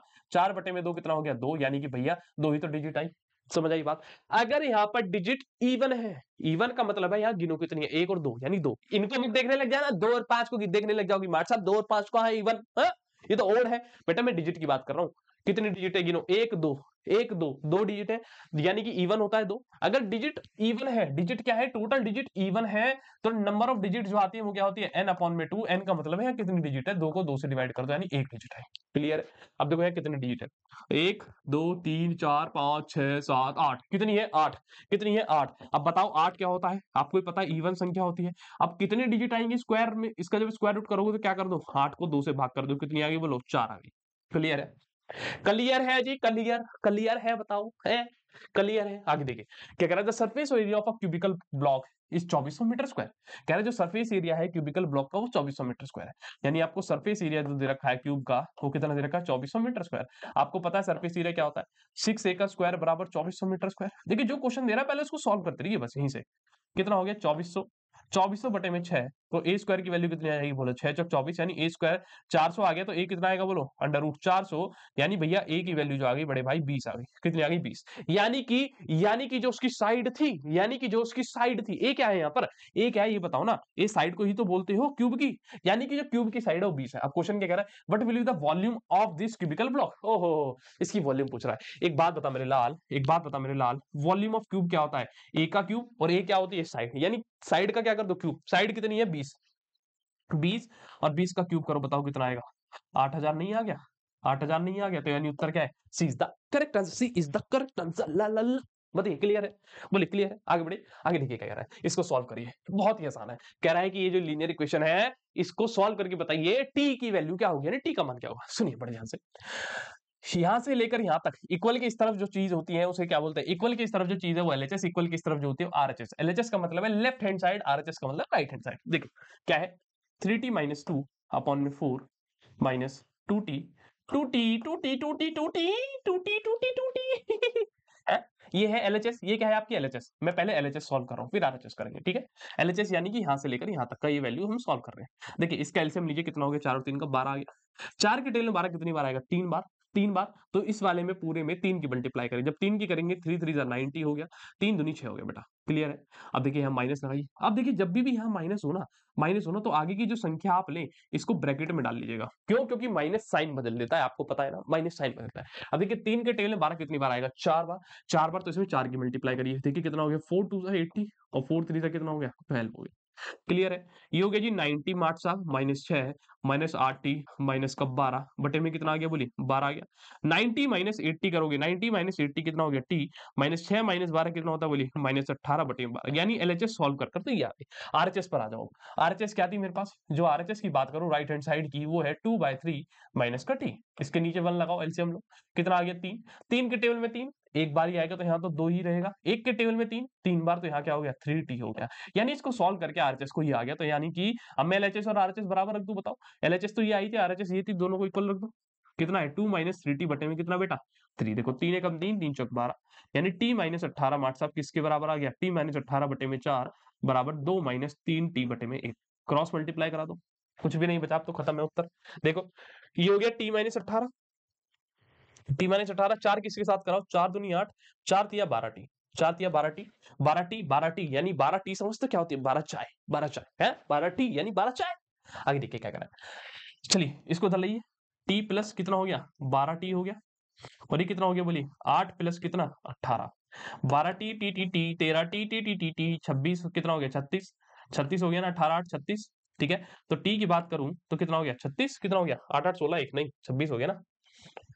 रुको रुको रुको रुको, हम्म, अगर इसको देखिए आगे 26, अगर टी निकालें तो कितना आ गया, बोलिए 26 बटे में 13, और 26 बटे में 13 कितना होता है, बोलिए 2 होता है, यानी कि 13 दूनी 26, यानी टी, ये टी है भाई, टी की वैल्यू कितना आ गई 2, एफ लग रहा होगा, ये टी है, लेकिन टी की वैल्यू कितनी आ गई 2 आ गई, C is the correct answer. चलिए आगे देखिए रहा है, in a mixture of 7 to 9 litre, कह रहा है कि मिक्सचर है भैया, ओ भैया ये गिलास है, ये क्या बड़े भाई गिलास है, ये क्या बड़े भाई गिलास है, गिलास में कुछ मिक्सचर है, गिलास में क्या है भैया, कुछ मिक्सचर है, समझ रहे हो, तो मिश्र धातु है कुछ है। कह रहा है ये जो मिक्सचर है 7 to 9 लीटर का, यानी इतने बड़े गिलास में 7 to 9 लीटर है, कुछ भी हो सकता है, मुझे नहीं पता, दूध में पानी हो, पानी में दूध हो, शहद हो पानी में, कुछ भी हो सकता है, पानी में तेल हो, कुछ भी हो सकता है। आगे कह रहा है the ratio of milk and water इस 5:4। कह रहा है जो मिक्सचर है ना, ये जो मिक्सचर है इसमें जो मिल्क और वाटर का रेशियो है ना भैया, वो कितना है, 5 रेशियो कितना बेटा 4 है, ठीक है। तो कह रहा है कि find the quantity of milk, कह रहा है मिल्क की क्वांटिटी बताओ, कुछ भी नहीं है। देखिए ये टोटल मिक्सर था, ये टोटल मिश्रण दिया था, क्वेश्चन ने कहा ना ये टोटल मिक्सर है, टोटल मिक्सर है। अभी जो मिक्सचर बना होगा ये मिल्क और प्लस वाटर से ही बना होगा, मिल्क और वाटर से, यानी मिल्क और वाटर से बना होगा, मिल्क है, मिल्क और वाटर से बना होगा, ये बताओ। तो मैं क्या कह रहा हूं, यहाँ टोटल मिक्सचर कितना है 7 to 9। क्वेश्चन ने कितना दिया है कि मिल्क 5 है, वाटर कितना है 4, आपके हिसाब से टोटल कितना आएगा बताओ, 5 + 4 करोगे कितना आएगा, बोलो 9 आया। यानी भैया हमारे हिसाब से तो टोटल 9 है, क्वेश्चन के हिसाब से कितना है 729 लीटर है। क्लियर है। एक की वैल्यू निकालोगे तो कितना आएगा, 81 लीटर आ गई, 9 से भाग करोगे। अब उसने क्या बोला, क्वांटिटी ऑफ मिल्क, मिल्क बताओ कितना है, यहाँ पर 5 है ना, तो 5 की वैल्यू कितनी हो जाएगी, बोलो 81 गुणा 5 लीटर, यानी कि भैया 5 एकम 5, 5 अट्ठे 40, यानी कि 405 लीटर आ गया। B is the correct answer. बोले क्लियर है, बोलिए तुम हमसे, हम तुमसे ना बोली, बताइए क्लियर है। आगे देखिए क्या कह रहा है, each interior angle of a polygon is 144 degree. कह रहा है हर एक इंटीरियर एंगल जो है पॉलीगन का 144 डिग्री। आपको पता है पॉलीगन का एक इंटीरियर एंगल की बात करूं, किसकी बात करूं, एक इंटीरियर एंगल यानी कि ईच इंटीरियर एंगल का फॉर्मूला क्या होता है, बोलिए n-2 इंटू 180 डिग्री भैया भाग्य n, जहां पर n क्या होती है बेटा, नंबर ऑफ साइड होते हैं। तो वो साइड ही तो पूछ रहा है, find the number of side. एक इंटीरियर एंगल कितना 144 डिग्री बराबर n-2, यही तो n निकालना है मुझे, 180 डिग्री बटे में कितना बेटा n। क्लियर है, इतनी बात बताइए। जब आप इसको 12 से काटोगे बोलो कितना हो गया, 12 का स्क्वायर होता है ये, इसको 12 से काटो कितना हो गया, बोलिए 12 एकम 12, 8 में से 2 गए 6 और 60, 12 पंजे 60, कितना हो गया, ठीक है। फिर 3 से काट दो, देखो 3 चौक 12, 3 पंजे 15, ठीक है। यहाँ पर क्या बचा, साफ साफ 4 बचा, इधर क्या बचा n-2 इंटू 5 अपॉन में कितना बेटा n, ठीक है। इसकी क्रॉस मल्टीप्लाई कराओगे तो ये हो गया 4n बराबर 5n, 5 दूनी कितना हो गया 10, और जब ये इधर आकर माइनस हो जाएगा तो क्या हो जाएगा, 10 बराबर क्या आ जाएगा n आ जाएगा, यानी जो साइड है वो 10 है भैया, साइड कितनी है 10 है, 10 10 10 बहाने करके ले गए दिल, ठीक है। आगे देखिएगा the selling price and the cost price of an article are in ratio 5। देखिए कह रहा है एसपी और जो सीपी है वो किस रेशियो में मेरे लाल 5:4, यानी कि भैया 5/4 है, यानी सीपी 4 है एसपी 5 है, सीपी 4 एसपी 5।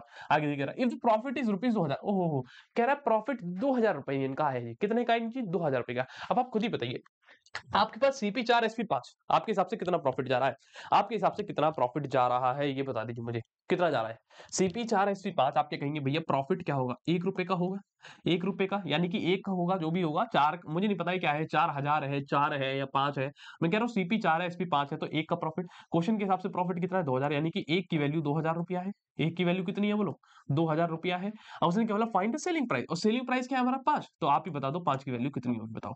5 दूनी कितना होता है बेटा 10,000, यानी कि 5 की वैल्यू 10,000 रुपया होगी, यानी इज द करेक्ट आंसर। ठीक है चले आगे बढ़े, आइए अगला क्वेश्चन देखिए क्या 3/5 of 1/4 of 7/9 of a number is 84। ओहो कोई संख्या है, कह रहा है उसका 3/5 का मतलब है 3/5 का मतलब है 3/5, 3 गलत लिख दिया हमने, 3/5, ऑफ का मतलब क्या बेटा यहाँ पे मल्टीप्लाई, 1/4 यानी कि 1/4, ऑफ का मतलब है मल्टीप्लाई, 7/9 यानी कि 7/9 ऑफ अ नंबर, यानी कि x किसके बराबर है बोलिए 84 के बराबर है। क्लियर है इतनी बात, बोलिए बोलिए क्लियर है, बोलिए। ऊपर मल्टीप्लाई करो कितना हो गया 7 के 21, नीचे कितना हो गया 5 गुणा 4 गुणा 9 गुणा x बराबर में कितना बोले 84। देखिए 21 के टेल में 4 पे चले जाएगा, 4 का जवाब 4 दूनी कट गया, यहाँ क्या बचा केवल x बराबर आ गया 4 गुणा 5 गुणा 4 गुणे में 9। ठीक है x बराबर हो गया 5 चौक 20 और 9 4 जा 36, x की वैल्यू देखोगे 36 दूनी कितनी होती है बोलिए 720 होती है, x की वैल्यू आ गई 720। लेकिन उसने क्या बोला है 720 ऑप्शन में ही नहीं। अच्छा उसने कहा what is half of that number, अच्छा कह रहा है इस संख्या का हाफ बताओ, इस संख्या का हाफ, अब आप खुद ही बताओ अगर x 720 है, x 720 है और इस संख्या का हाफ यानी कि 2 से भाग करोगे तो कितना आएगा बोलो 720 बटे में कितना 2, 720 बटे में 2 और x बटे 2 यानी कि आधा कितना आ गया बोलिए 360 आ गया, यानी कि भैया x बटे 2 की वैल्यू क्या है 360 है। क्लियर बताइए बोलिए क्लियर, क्लियर है क्लियर। आगे देखिए क्या कह रहा है find the area of trapezium, कह रहा है ट्रेपेजियम का एरिया निकालें who side are 5 and 9 and the distance between them is 6। ओहो ट्रेपेजियम कुछ ऐसा होता है, देखो ऐसा होता है कुछ, ये इसकी पैरेलल साइड होती है जिसका मैं नामकरण कर रहा हूँ ए बी और सी डी, ये पैरेलल साइड होती है आपको पता है, ये वाली और ये वाली पैरेलल होती है। कह रहा है कि दो साइड दे रखी है उसकी, ये वाली 5 सेंटीमीटर है, ये वाली 7 सेंटीमीटर है, जो बड़ी वाली वो बड़ी होगी एंड डिस्टेंस जो है इन दोनों के बीच में यानी कि ये हाइट कितनी है भैया 6 सेंटीमीटर। कह रहा है इसके आपको पता है एरिया ऑफ ट्रेपेजियम क्या होता है 1 sum of parallel side, sum of parallel side यानी कि 5 सेंटीमीटर प्लस 7 सेंटीमीटर इनटू में हाइट कितनी है भैया 6, बोलिए 1/2, 7 और 5 कितना होता है मेरे लाल 12 सेंटीमीटर गुणा 6, ये हो गया 2 6 12 और 6 6 कितना होता है बोलिए 36 सेंटीमीटर स्क्वायर, ये क्या आ गया आपका एरिया आ गया, खत्म कहानी 36 सेंटीमीटर स्क्वायर या 36 स्क्वायर सेंटीमीटर भी आप कह सकते हो। चले कह रहा find the area of square having diagonal के, कह रहा एरिया निकालिए उस स्क्वायर का, एरिया निकालिए उस स्क्वायर का जिसका डायगोनल ये है। अब आपको पता है डायगोनल जो होता है, जो डायगोनल होता है यानी कि जो विकर्ण होता है, जो विकर्ण होता है स्क्वायर का वो क्या होता है अंडर रूट, स्क्वायर है ना, हाँ अंडर रूट 2 इंटू साइड होता है। अब देखिए डायगोनल्स ने आपको दिया 8√2, 8√2 बराबर √2 गुना में कितना बेटा साइड, √2 से √2 कट गया बेटा तो केवल क्या आ गया 8 बराबर आ गई साइड। अब उसने क्या बोला है कि एक स्क्वायर है जी, एक स्क्वायर है, एक स्क्वायर है, स्क्वायर स्क्वायर की साइड मास्टर साहब 8 है, तो एरिया बता दो ना। अब एरिया क्या होता है आप ही बताइए, एरिया ऑफ स्क्वायर क्या होता है आपको पता है भैया साइड गुना में साइड, साइड कितनी है 8 सेंटीमीटर गुणा में 8 सेंटीमीटर, 8 8 कितना होता है बेटा 64 सेंटीमीटर स्क्वायर होता है। क्लियर आई बात, बोलिए क्लियर आई बात, बोलिए क्लियर आएगी बात तभी तो तुम्हारी भी आएगी बारात, हाँ क्लियर आएगी आज बात तो कल भी तो तुम्हारी आएगी बारात, बताओ क्लियर है। चले आगे बढ़े, देखिए क्या कह रहा है find the height of an equilateral triangle of perimeter 72, कह रहा है कि इक्विलेटरल ट्रायंगल आपको पता है इक्विलेटरल ट्रायंगल क्या होता है ए बी सी, ये मैंने माना एक ट्रायंगल है जिसकी सारी साइड क्या है बराबर है, एक ट्रायंगल जिसकी सारी साइड बराबर होती है उसे इक्विलेटरल ट्रायंगल कहा जाता है। ठीक है क्योंकि इसके शब्द में ही छुपा इक्वी, इक्वी का मतलब होता है इक्वल यानी इसकी हर एक साइड बराबर है। कह रहा है कि इसकी हाइट बताओ यानी इसकी ये बतानी है, ये बतानी यहाँ से यहाँ तक किसकी दूरी बतानी क्या होगी। कह रहा हाइट बताइए इक्विलेटरल ट्रायंगल की, कह रहा है जिसका पेरीमीटर 72 है, पेरीमीटर क्या 72। एक बात बता मेरे लाल, अगर इसकी ये साइड x है तो ये भी x होगी और ये भी x होगी क्योंकि सारी साइड बराबर होती है। तो पेरीमीटर क्या होता है आपको पता है सम ऑफ साइड, पेरीमीटर की बात करूं यानी कि जो पेरी भाई है इसके वो कितना दिया है 72 सेंटीमीटर, पेरीमीटर क्या होता है भैया x प्लस x बराबर कितना 72, इसको जोड़िए कितना हो गया 3x बराबर में कितना आ गया मेरे लाल 72 सेंटीमीटर, x निकालो कितना हो गया बोलिए 72 बटे में 3 सेंटीमीटर और x निकालोगे कितना हो गया बोलिए 3 दूनी 6, 3 दूनी 6 7 दूनी 3 चौक 12 यानी x की वैल्यू 24 सेंटीमीटर, यानी भैया इसकी ये वाली साइड भी 24 है, ये वाली भी 24 है और ये वाली भी क्या है 24 है। क्लियर। उसने हाइट पूछी। अब देखिए हाइट जो होती है ना बेटा, जो हाइट का फॉर्मूला होता है इक्विलेटरल ट्रायंगल का, वो क्या होता है √3/2 इंटू में क्या कर दो, साइड कर दो, ये होता है फॉर्मूला √3/2। इसलिए हमने पहले साइड निकाली क्योंकि साइड की जरूरत थी। साइड क्या है, 24 है, 24 है तो यहाँ रख दीजिए। देखिए 2 से कट गया बेटा कितनी बार, 12 बार, तो यानी भैया हाइट आ गई 12√3 सेंटीमीटर, 12√3 सेंटीमीटर। बताइए क्लियर है, बोलिए। आज थोड़ी तबीयत खराब है यार, है आवाज लो आ रही हो तो बता देना। अब देखिए कह रहा है which class has the minimum number student, कह रहा है कौन सी क्लास में सबसे कम स्टूडेंट है। जो सबसे छोटा ग्राफ होगा बताओ किसका छोटा है। आप देखिए कौन सा छोटा है, ये बढ़ रहा है, बढ़ रहा है, बढ़ रहा है, बढ़ रहा है, बढ़ रहा है, सबसे छोटा भैया ये वाला है। ये वाला कौन सी क्लास का, 8th F का है। 8th F का है तो 8वीं F में क्या है, सबसे कम विद्यार्थी होंगे। ठीक है आगे देखिए, कह रहा 3 अनबाइस कॉइन्स आर टॉस्ड, कह रहा अनबाइस कॉइन्स को क्या करा गया, अच्छा 3 सिक्के थे, 3 सिक्के हैं, क्या है 3 सिक्के हैं, उनको क्या करा गया, टॉस करा गया, टॉस करा। कह रहा है what are the total number of outcome possible, कह रहा है बताइए टोटल नंबर ऑफ आउटकम क्या आएंगे। आपको मैंने कल ऐसा क्वेश्चन बताया था, मैंने क्या बताया था, याद करो, याद करो। टोटल आउटकम क्या होता है, टोटल आउटकम, टोटल आउटकम क्या होता था बताओ, 2 की पावर n। याद करो कल की कहानी, याद है, याद है, याद है, कल की नहीं सॉरी परसों की।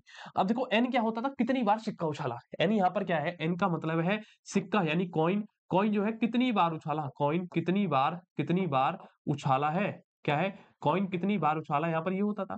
अब आप खुद ही बताइए, यहाँ कॉइन कितनी बार उछालने के लिए कह रहा है, 3 कॉइन को टॉस करा गया, यानी 3 उछाले गए। कॉइन कितनी बार नहीं, कितने कॉइन उछाले, गलत लिख दिया मैंने यहाँ, रुक जाओ, कितने कॉइन उछाले, यहाँ पर ये आएगा, गलत लिख दिया मैंने, कितने कितने कॉइन उछाले, कितने कॉइन उछाले, ये होता है। ठीक है कितने कॉइन उछाले, ठीक है। तो यहाँ बताओ कितने कॉइन उछालने कह रहा है, 3 कह रहा है ना, तो 2 की पावर क्या कर दो, 3 कर दो, 2 की पावर 3 क्या होती है बताइए, 8 नहीं होती, तो उत्तर क्या हो जाएगा, 8 हो जाएगा। अगर वो कहे 4 बार सिक्का उछाला है, 4 सिक्के उछाले हैं, तो भैया यहाँ पर क्या कर दो, 2 की पावर 4। क्लियर है।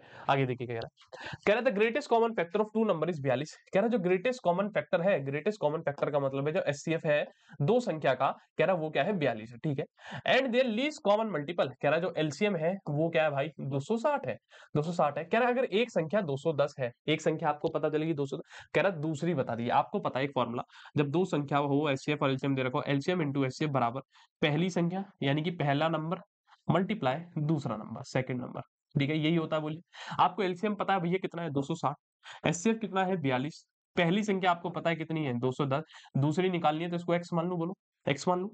अब देखिए 0 से 0 कट गया, बोलिए कट गया, कितना हो गया 26 गुणा में 42 बटे में 21 क्या आ गई, दूसरी संख्या आ गई, यही आएगी, बोलिए यही आएगी, इसके अलावा तो कुछ नहीं आ सकता। देखिए 7 या 21, 7 या 21 हो गया, 7 6 कितना होता है 42 होता है। ठीक है जो पॉइंट में आ रही है मेरे को लग रहा है 26 कटेगा नहीं, कुछ गलत तो नहीं लिख दिया हमने। एलसीएम 42 है, ठीक है, लीस्ट कॉमन मल्टीपल 260 है, एक संख्या 210 है, ठीक है, कुछ गलत काट दिया मुझे ऐसा लग रहा है। कह रहा दूसरी संख्या बताइए कैसे कट जाएगी, बोलिए। अच्छा 3 से तो 6 कट रहा है यार, मैं भी कंफ्यूज हो गया 3 दूनी 6, ये तो 6 रह ही गया था। ठीक है तो कितना आ गया 26 गुणा में 2, 26 गुणा में 2 आ गई दूसरी संख्या, यानी कि 2 6 12, 2 दूनी 4 1 5, यानी कि भैया क्या आ गई 52 आ गई। कितनी आ गई 52, क्या है वो दूसरी संख्या हो गई। बोले क्लियर है भाई, डन है तो एक बार थम्स अप कर देना। ठीक है चलिए आगे देखिए, कह रहा है the ratio of salary of A B C, कह रहा है 3 व्यक्ति ए बी और सी, कह रहा है इनकी जो सैलरी है, इनकी जो सैलरी है इसका रेशियो है 1 रेशियो 3 रेशियो कितना भैया 4।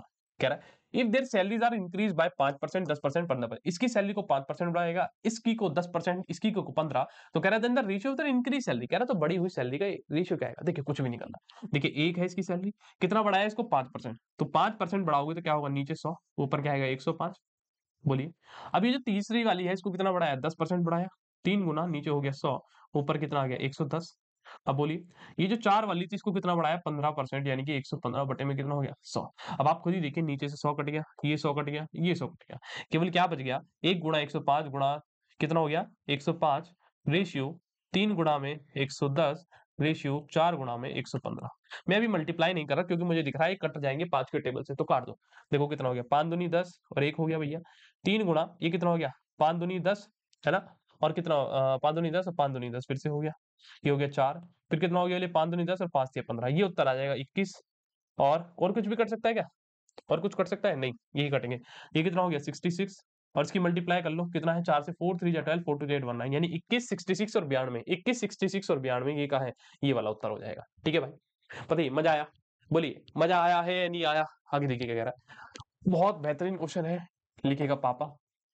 देखिए क्या कह रहा है, एक छेद एक टंकी को 8 मिनट में खाली कर देता है। मान लो एक टंकी है, ये क्या है जी एक टंकी है, रुक जाओ। हाँ, देखो मान लो जी ये एक टंकी है, ये क्या है, एक टैंक है, ये क्या है, एक वाटर टैंक है। ऐसा ही होता है सबके घर पे, ये इतना बड़ा ढक्कन सा लगा होता है, ठीक है। ये क्या है, एक वाटर टैंक है, क्या है, वाटर टैंक है।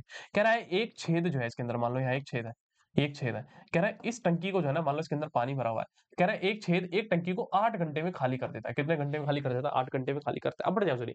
कह रहा है यदि टंकी को भरने वाला नल खुला है। अब जो टंकी को नल भरता है आपको पता है ऊपर की तरफ होता है। मान लो ये टंकी को भरने वाला नल है, क्या है ये, टंकी को भरने वाला नल है, और ये क्या था, एक छेद था जो खाली करा, ठीक है। कह रहा है कि टंकी को भरने वाला नल, यदि टंकी के भरने वाला नल खुला है तो छेद टंकी को 12 घंटे में खाली करता है। यानी कि कहने का मतलब क्या है, कहने का मतलब क्या है, कहने का मतलब ये है कि भैया भैया ये नल है, ये क्या है भैया, ये नल है, मान लो ये इसके ऊपर ऐसा नल होना। कह रहा है कि आपने पानी चलाया टंकी में, कह रहा है इधर से पानी भी आ रहा है, इधर से क्या आ रहा है भैया, पानी भरने वाला पानी भी काम कर रहा है, और यहाँ से निकलने वाला क्या है, वो निकाल रहा है। कह रहा है जब ये दोनों एक साथ काम कर रहे हैं, देखिए ध्यान से समझिए, यानी कि भरने वाला, भरने वाले को मैं क्या लिखूं बताओ, क्या कहते हैं, फिल, यानी फिल करने वाला, और प्लस खाली करने वाले को क्या कहते हैं, एम्प्टी कहते हैं। कह रहा है जब ये दोनों एक साथ काम कर रहे हैं तो टंकी को 12 घंटे में क्या हो जाती है, खाली हो जाती है, यानी कि माइनस हो जाती है 12 घंटे। समझ आई बात? और जब केवल केवल जो खाली कर रहा था, जब एम्प्टी वाला काम करता है तो कितने घंटे में खाली कर रहा था, 8 घंटे में काम कर रहा था। समझ आई इतनी बात, बताइए समझ आई बात? आगे देखिए कह रहा है यदि छेद बंद है, कह रहा है अब हमने छेद को बंद कर दिया, यहां से बंद कर दिया, तो कह रहा है तो नल द्वारा टंकी को भरने में लगने वाला समय ज्ञात कीजिए। तो कह रहा है ये भरने में कितना समय लेगा, ये क्वेश्चन है। सुनिए सुनिए बड़े ध्यान से please, gentleman and everybody please listen to me very very carefully. मैंने क्या कहा कि जो पानी खाली कर रहा है, जो पानी खाली कर रहा है, जो एम्प्टी कर रहा है, मैंने उस पाइप को मान लिया ए पाइप है। ये ए पाइप 8 घंटे में खाली कर दे रहा है, माइनस इसे लगाया क्योंकि खाली कर रहा है। अगर भरने वाला होता तो प्लस लगाता। क्या आप क्या कह रहा है, एक भरने वाला पाइप भी और एम्प्टी वाला भी, ये काम हो गया। एम्प्टी वाले ने 8 घंटे में खाली कर, अब क्या था, एक भरने वाला है, भरने वाले पाइप को बी मान लो, और खाली करने वाला पाइप जो है वो क्या है, ए था, ये खाली करने वाला था। कह रहा है ये दोनों मिलकर 12 घंटे में काम करते हैं। 12 घंटे में क्या करते हैं, टंकी को खाली। मैंने क्या बताया, जब भी ऐसी कंडीशन है, दोनों का एलसीएम लो, बोलो कितना आ गया, 24 लीटर। मैंने क्या कहा, ये जो एलसीएम आया 24, ये क्या आ गया, मेरा टैंक आ गया, क्या आ गया, टैंक, या फिर आप कह सकते हो वर्क कितना होने वाला है, यानी कि जो टोटल टैंक है वो 24 लीटर का है। मैं क्या कह रहा हूँ, एक बात बता बेटा, मैं 1 घंटे में निकालना चाहता हूँ। देख, ए पाइप था जो 24 लीटर के टैंक को 8 घंटे में खाली कर रहा है। ए पाइप है जो 24 लीटर के टैंक को 8 घंटे में खाली कर रहा है, तो 1 घंटे में कितना कर देगा? तुम कहोगे भैया भाग मार दो, 8 24 को 8 से कितना आएगा, बोलो 8 या 24, यानी कि 1 घंटे में 3 लीटर खाली करेगा। क्लियर है इतनी बात? जब ये दोनों मिलकर, भरने वाला निकालने वाला मिलकर काम करते हैं, तो 12 घंटे में 24 लीटर खाली कर दे रहे हैं। समझ आई बात? 12 घंटे में 24 लीटर खाली कर दे रहे हैं, तो 1 घंटे में कितना करेगा? आप कहोगे भैया 2 लीटर होगा। अब उसने क्या बोला है, उसने कहा है कि बताइए कितना समय लगेगा, कितना समय लगेगा अगर भरने वाला पाइप, पाइप क्या नाम है, टैंक को भरे और छेद को क्या कर दे, उसको जो निकालना है वो बंद करते जाए। तो बेटा हमें पहली बात तो देखिए, बड़े ध्यान से सुनिए, ये जो 1 घंटे का जो काम होता है ना, इसको हम एफिशिएंसी कहते हैं। क्या कहते हैं? एफिशिएंसी, यानी कि कितनी क्षमता है। मैं क्या कह रहा हूँ बेटा, 1 घंटे में कितनी रोटी खा लेगा, उसी को तो तेरी एफिशिएंसी कहूंगा कि 1 घंटे में 5 रोटी खा रहा, भैया इसकी एफिशिएंसी 5 रोटी की है। यही तो होता है, यही होगा ना। मैं कहूँ पूरे दिन में कितनी खा लेगा, तुम कहोगे 24 से मल्टीप्लाई कर दो मार्ट साहब, है 24 गुणा 5 कर दो, तो ये मेरी पूरी क्या है, पूरा काम हो गया 1 दिन का। यही तो होता है, बताओ।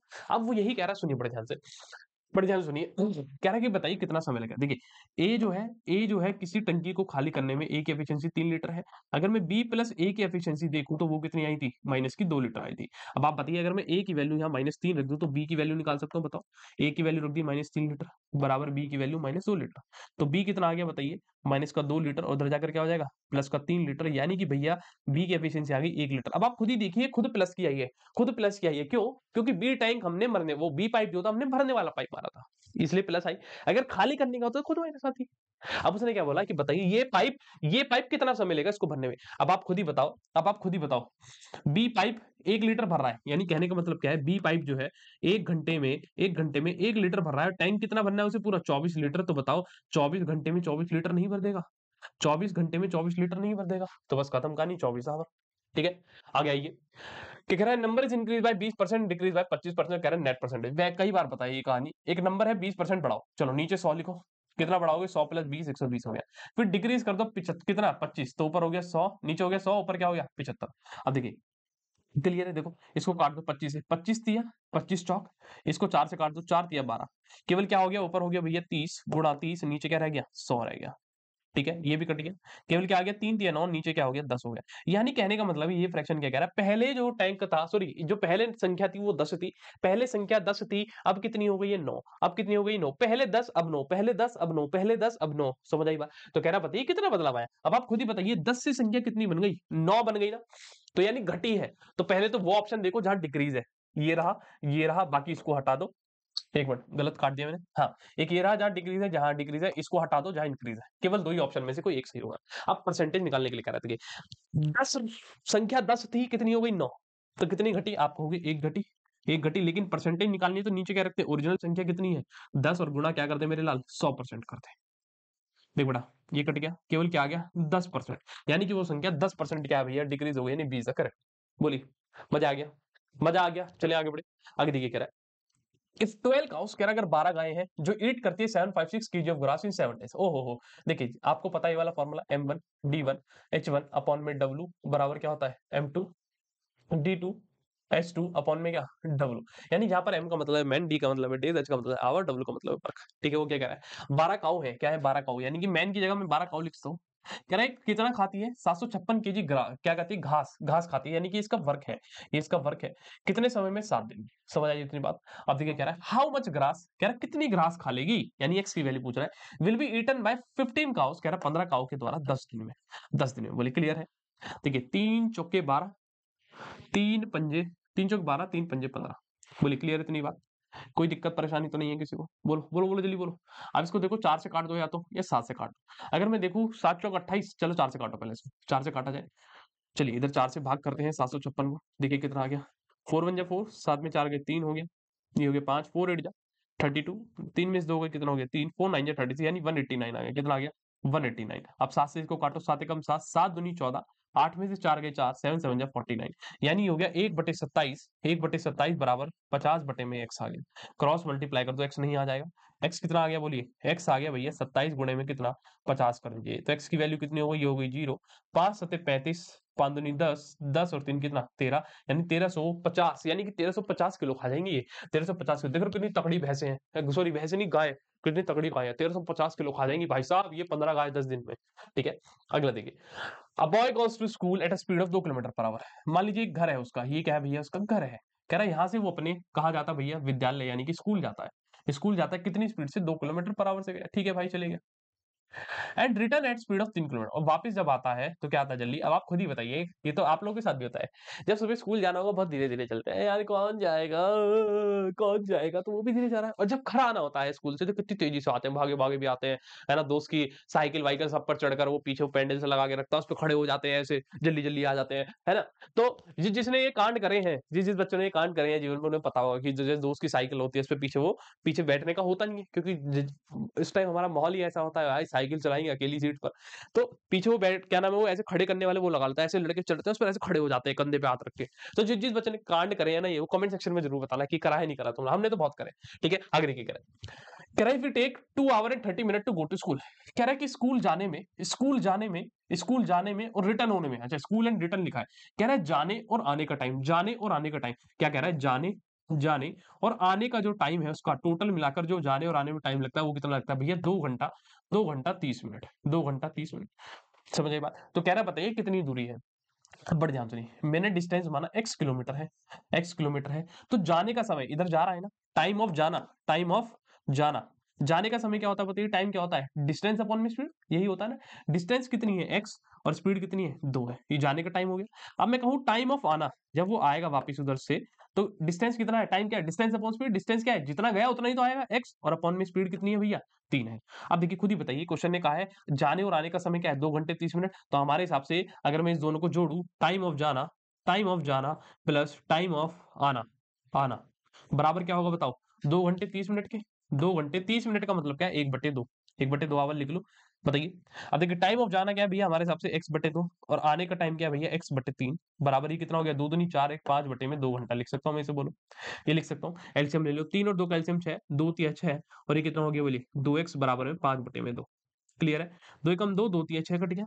केवल यहाँ क्या रह गया भैया देखो, यहाँ रह गया 3 और 2 5x बटे में 3 बराबर में कितना मेरे लाल 5। अगर आप यहाँ से x निकालोगे तो कितना हो गया बोलिए 5 गुणे में 3 बटे में 5, 5 से 5 घट गया, केवल कितना आ गया 3 आ गया, यानी x की वैल्यू 3 किलोमीटर है। खत्म कहानी।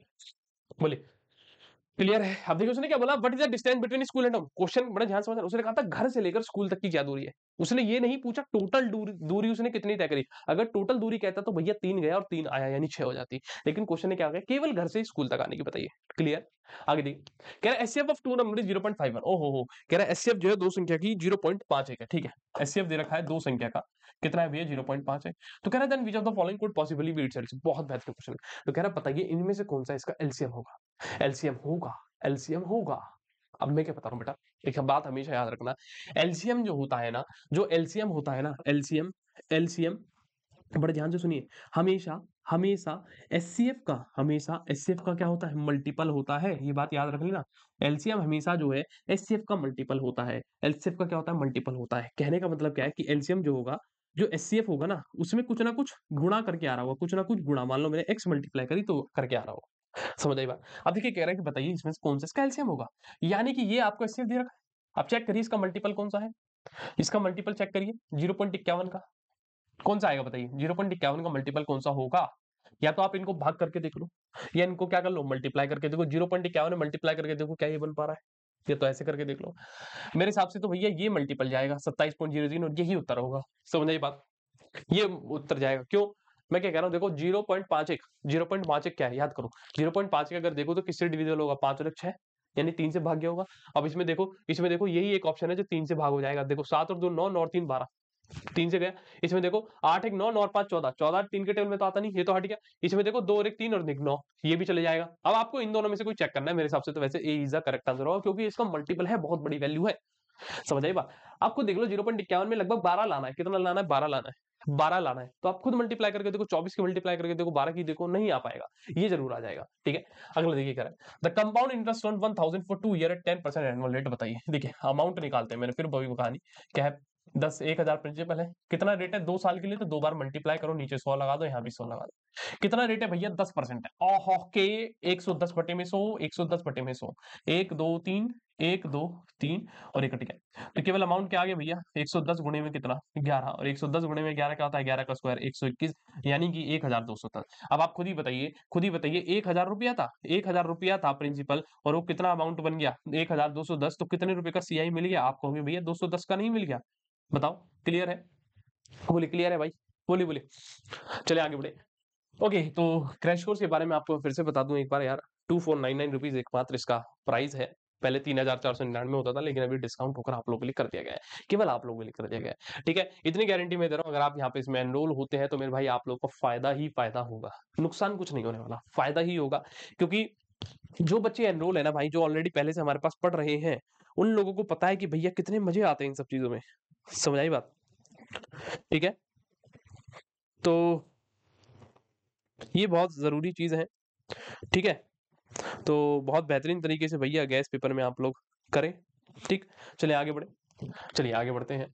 तो ये क्लास 9th है। ठीक है, आप ये सारे आपके पास बेहतरीन शिक्षक हैं सारे के सारे। ठीक है, इसी बैच की शुरुआत 17 नवंबर 2025 को होगी और अंत 7 फरवरी 2026 को हो जाएगा। ठीक है, और सबसे इंपॉर्टेंट चीज आगामी हमारे पास क्या है, एएमटी होने वाला है 9 नवंबर दोपहर को 2 बजे। तो आप इसको स्कैन करिए, ऐप डाउनलोड करिए और काम आपका हो जाएगा। ठीक है, जो रैंक 1 लाएगा, रैंक 2 लाएगा, रैंक 3 लाएगा, उसको क्या है हम 10 सेट जो मॉडल पेपर के देने वाले, तो फ्री की चीज है, ये तो ले लो। चलिए आगे बढ़ते हैं। कह रहा है रूट 961 बराबर 31, तो कह रहा है इसकी वैल्यू निकालिए। देखिए रूट 961 बराबर 31 है, इसकी वैल्यू निकालनी है। अब आप खुद ही देखिए रूट 961 बराबर क्या है 31 है। अगर आपको ये निकालना है, पहले देखिए रूट 9.6, बड़े ध्यान से समझिए मैं बता रहा हूँ।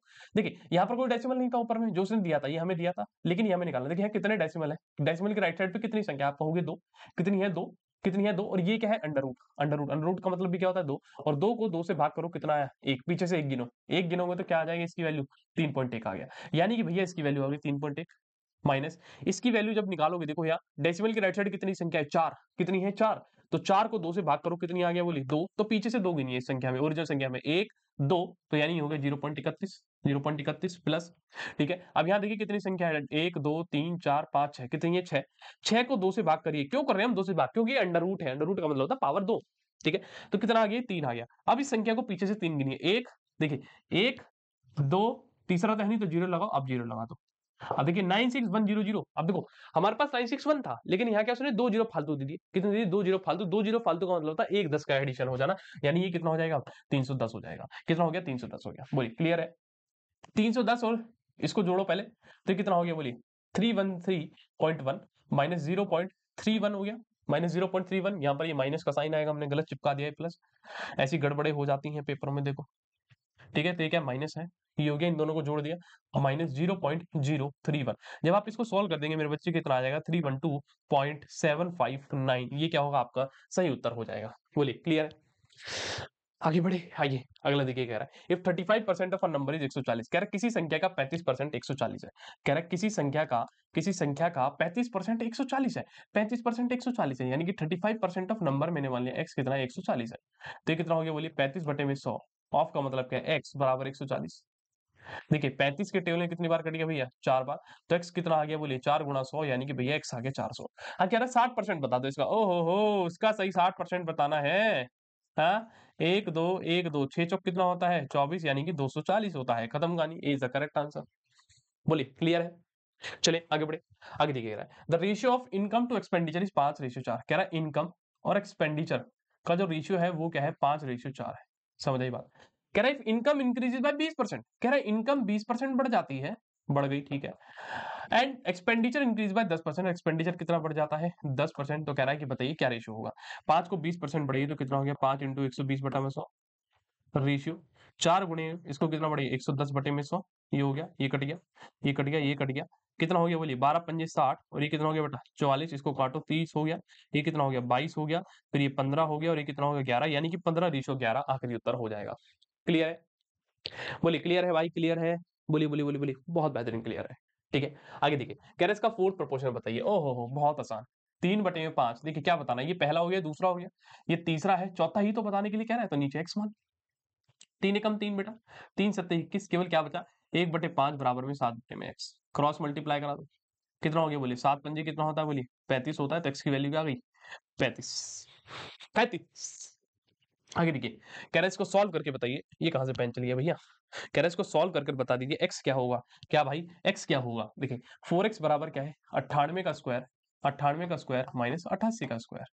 ठीक है, 4 इंटू एक्स बराबर, जब इसको मतलब क्या है? ए स्क्वायर माइनस बी स्क्वायर, यानी कि एक बार 98 माइनस 88 करोगे, एक बार क्या करोगे? 98 प्लस 88 करोगे, यही करोगे। बोलो 4 इंटू एक्स बराबर, ये गया 8 में से 8 गया 0, 9 में से 8 गया 1, इसको जोड़िए 8 और 8 16, हासिल 1, 9 और 1 10, 8 18, 186 हो गया। बोलिए क्लियर है? अब देखिए 2 दूनी 4 हो गया, 2 पंजे 10 हो गया। ठीक है, फिर इसको काट दीजिए, 2 नीम 18, 2 तिया 6, यानी एक्स क्या आ गया भैया? 93 गुना में 5, 93 गुना में 5, और ये कितना हो गया? 5 तिया 15, 5 नीम 45 और 1 46, यानी एक्स की वैल्यू 465 है। यानी C is the correct answer. C is the correct answer. Done है? चलिए आगे बढ़े।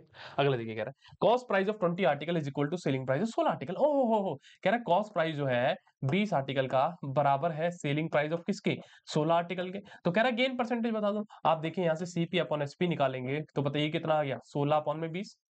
समझ आई बात?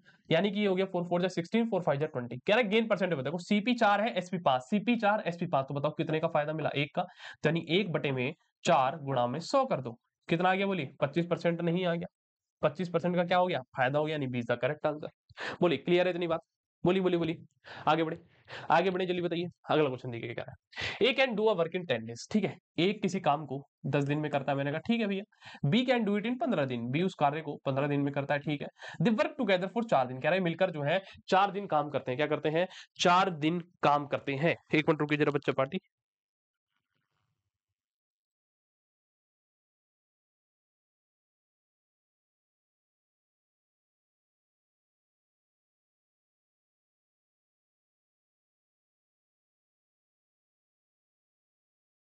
एक मिनट दो यार, एक मिनट एक मिनट एक मिनट एक मिनट बस। ठीक है, ओके ओके ओके, तो आवाज आ रही है मेरी? ठीक है, चलिए आगे बढ़ते हैं। इसको देखिए, कह रहा है किसी कार्य को 10 दिन में करता है, बी 15 दिन में। कह रहा है दोनों मिलकर 4 दिन कार्य करते हैं। मैंने क्या कहा था? जब भी ऐसा क्वेश्चन आए, इनका एलसीएम लीजिए। ये क्या आएगा आपके पास? टोटल वर्क आएगा। टोटल वर्क आएगा, देखिए 10 और 15 का एलसीएम कितना आएगा? बोलिए 60 आएगा। 30 ले लो, 60 भी नहीं 30 आएगा। कितना आएगा? 30। यानी कि टोटल कार्य मैंने माना 60, ए 10 दिन में 30 करता है तो एक दिन में, अगर मैं कहूँ 1 डे में कितना करेगा, आप कहोगे 30। बी 15 दिन में 30 करता है तो एक दिन में कितना करेगा, 2। कितना करेगा, 2। मैं क्या कह रहा हूँ, आप खुद ही देखिए, ए और बी अगर मिलकर काम करें तो एक दिन में कितना कर देंगे। एक दिन में 3 कर रहा है, एक दिन में 2 कर रहा है, तो 3 और 2 कितना होता है बेटा, 5, यानी एक दिन में 5 कार्य कर देंगे। तो क्या कह रहा है, दे वर्क टुगेदर फॉर 4 दिन, कह रहा है इन्होंने 4 दिन काम करा मिलकर। एक दिन में दोनों मिलकर 5 कर रहे हैं तो 4 दिन में कितना हो जाएगा, आप ही बताओ। 5 गुणा 4 नहीं हो जाएगा, यानी कि भैया 20 कार्य हो गया। टोटल कार्य 30 था, 30 में से कितना हो गया, 20 हो गया। तो कह रहा है the remaining work will be completed by B. अब क्या हुआ, ए छोड़कर भाग गया, ए भाग गया, तो बचा कौन, केवल बी।